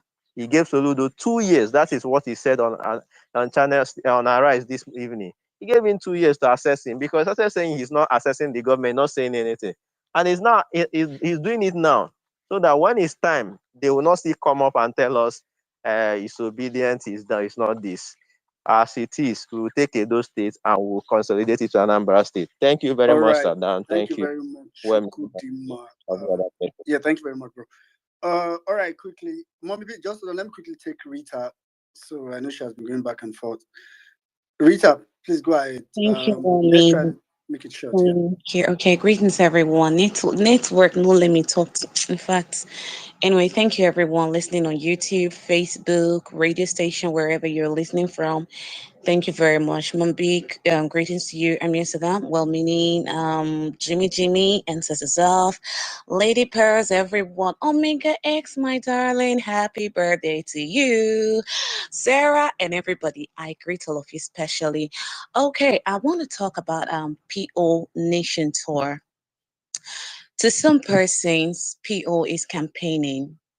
And to some of us, which I proudly belong, he is just doing what he knows how to do best. PO is just living his life. It's just that some of you are seeing him right now because he has he's having more, as in he's now more popular. So wherever he enters, the lights, touch lights are beamed on him, so you see him. But to be very honest, this is the life this man have been living from the word go. Okay, before I started supporting him, I did a lot of kind of research about him. Okay, so I remember during this campaign period, I was on Chigoze's space, and one military personnel was on that space, and he requested a mic and came up. What he said is something I will not forget in a hurry. I don't know if Chigoze is on this space. That space was recorded. The guy said that as a military personnel, they were in a place somewhere in Benue State, and PO as a governor was just passing, and he saw them in an uncompleted building or a primary school or so. And he went to greet them. So while he was still there, they served them food. According to the guy, the food they gave them was so tasteless and watery. He said PO took a spoon and ate that food with them. And at the end of the day, he gave them 5 million naira before he left. That was on Chigoze's space. And this man, people never knew he was going to run for president. For those of you that knew how he ran for the last election, you know the story of how someone called him out and said, if you don't do this, I'm going to sue you. And his only response was like, I wish I know you. You understand? So that apart, there was still that time when it was still a governor. Is it Kuwait or something? They had an earthquake. Baba go school, go carry in son, carry and go that country, go help them. You get? And there was a video by on Onuga posted during the campaign season 2 titled Obi exposed or something. The guy just quick because then they were looking for something to, nail him because he said, if you find any dirt on me, I'm not going to run. He posted the thing. Unknown to him, it was only selling the man. So before he knew what he did, that in that video, some of our northern brothers in Anambra was actually praising PO, saying that anytime they are having Ramadan, people will load food in trailers or lorries to come and give them. That he does that every time, and also come to eat with them. And we saw the video, we saw pictures. So long story short, going to the north to break fast with these people, it's not just something he started today. In the movie where they talk about people behind the scene. So he's been doing this behind the scene, but because it's not popular, you don't know. But for those that knows, they know. So he's just living his life as the normal Yeah. person and the leader that he is. So Yeah. big up to my president. Thank you for all you do. This one's not money. May God continue to replenish you. PO. I Amen. call it going to be for those of you that knows. Thank you very much. I All yield right. the mic. Thank you. Thank you very much. Bye. I think that someone needed to point that out. This is PO living his life really. All right, Mommy B, please go ahead. Oh, jeez. Oh, yeah, I'm here. No, I wanted to just react to uh Val speaking. I mean, I kind of, knew he had a decent CV. I just didn't know how decent it was, But if that aside, you know, if somebody like Peter Obi is meant, I mean, what else do you need? Yeah, but my own is to come and put one is out there because when I no get sense, truly and truly, a lot of you. When he then decides to when he formally steps into the ring, I beg, I don't want here. Oh, is lightweight, is this, is that. If you cannot help to promote, to campaign for him, I beg, keep your opinion to yourself. We don't want here. Because it's like I saw how this man was literally going around with PO. There's no doubt as to whether or not he's obedient. Right? That is you can't question it. And almost now, I mean, we're adding states now.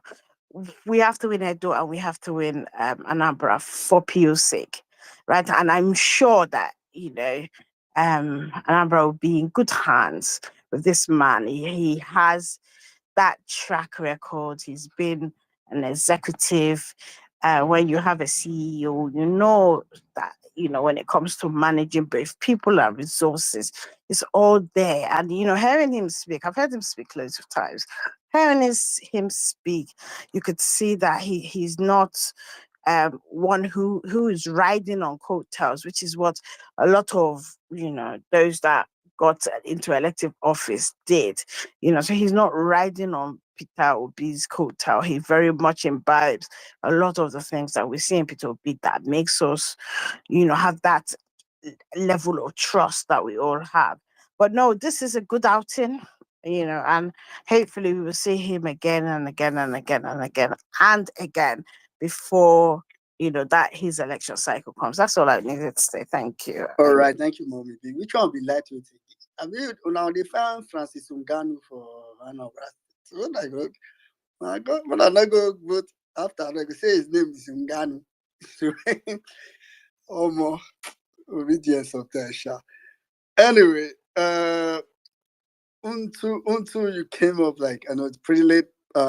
Maybe I'll just give you like 2 minutes to quickly chip in something so we could round up. Mr. Michael, this your name is very. My people, Go ahead, sir. my people are hello now. Can you hear me?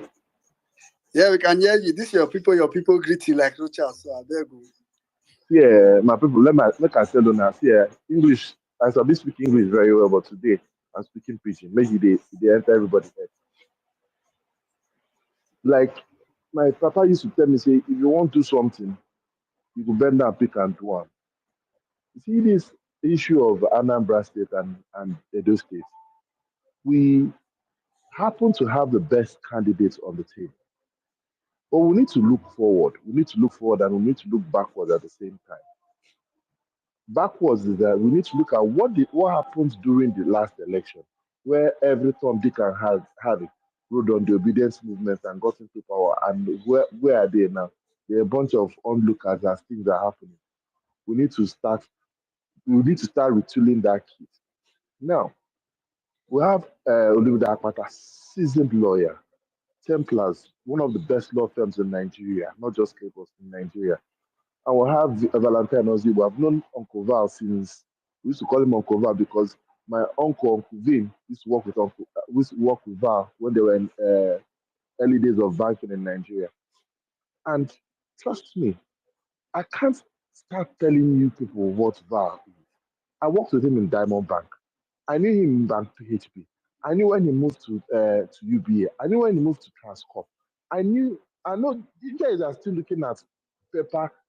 Sit down with him one on one and ask him a question at 2 a.m. in the morning and get the answer. What are we talking about? We have the best candidates on the table. But our major issue, which I'm actually going to highlight today, is that we don't know what the Labour Party is turning into. Yes, let us, while we're looking at the candidates we have. Michael, I don't want. Okay, I just wanted Hold to on, hold give on, you like hold on, hold on, two minutes hold on. solution. 2 minutes. So while we are looking forward, we need to also look backwards. What is our house turning into? Is it turning into a gorilla house? Will they let us present the proper candidates going forward? And if that is not going to happen, what is our plan going forward? Those are the questions. Those are the contingency planning that we need to start putting on the table. That's all. My people, I yield the mic. All right. Thank you very much, Michael. And you know that topic that it was shake table, but I mean it's something that certainly we need to talk about, but of course not tonight. But very, very, very crucial point. Thank you very much for bringing that up, and thanks to everybody that have spoken today on the space. I think this kind of like a fair place. This is like 2 hours after, but of course it was worth it.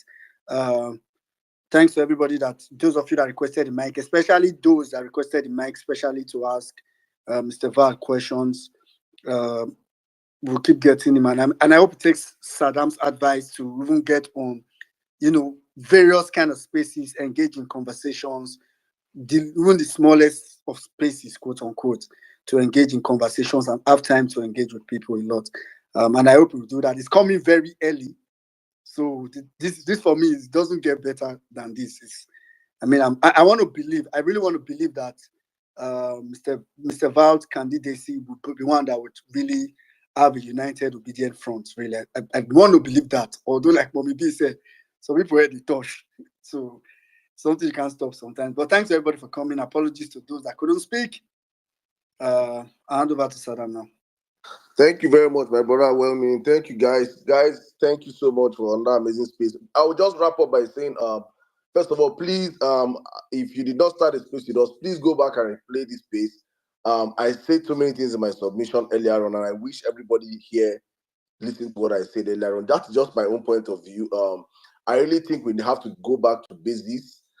We need to go back to understanding the role we play as obedient and as opposition. We are the opposition to this criminal system.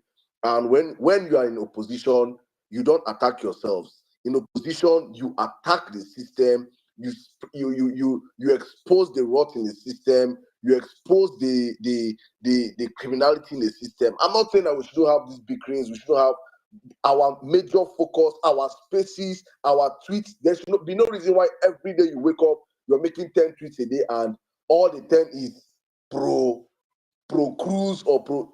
At least 3, 4, 5 should be exposing these criminals in government. They are people will be drinking champagne and smoking all the substance he can smoke because we have given him a 9-month free ride. And this is the worst time ever to be a Nigerian. And there is no voice out there. We are the opposition. Forget about the children of the born to be Kano generator. Those ones, they don't matter. They do not matter. We are the ones that are meant to be holding these things to fire. So please let us not keep focus less on the mundane part and focus more on the most important thing, which is doing the jobs of opposition every single day. And also, please, I always say the worst battles you should have should be with the children of the roasted corn. Find your fun in it. And if you must fight ourselves, please try and fight inside first. If you fight inside, you know work, then you can fight outside. It is important. Let's stop giving these children talking points. I say thank you very much, every single one of you. By God's grace, we'll be back here on. If we have power, we'll come back on Thursday because we have a space with Peter on Friday. If we don't come back on Thursday, please, no vex. So, no vex. So, if we don't come back on Thursday, but I will try. We will try to come back on Thursday. If we can come back on Thursday, good. If not, Friday we'll be having our space with His Excellency Mr. Peter Obi on the Power Facts.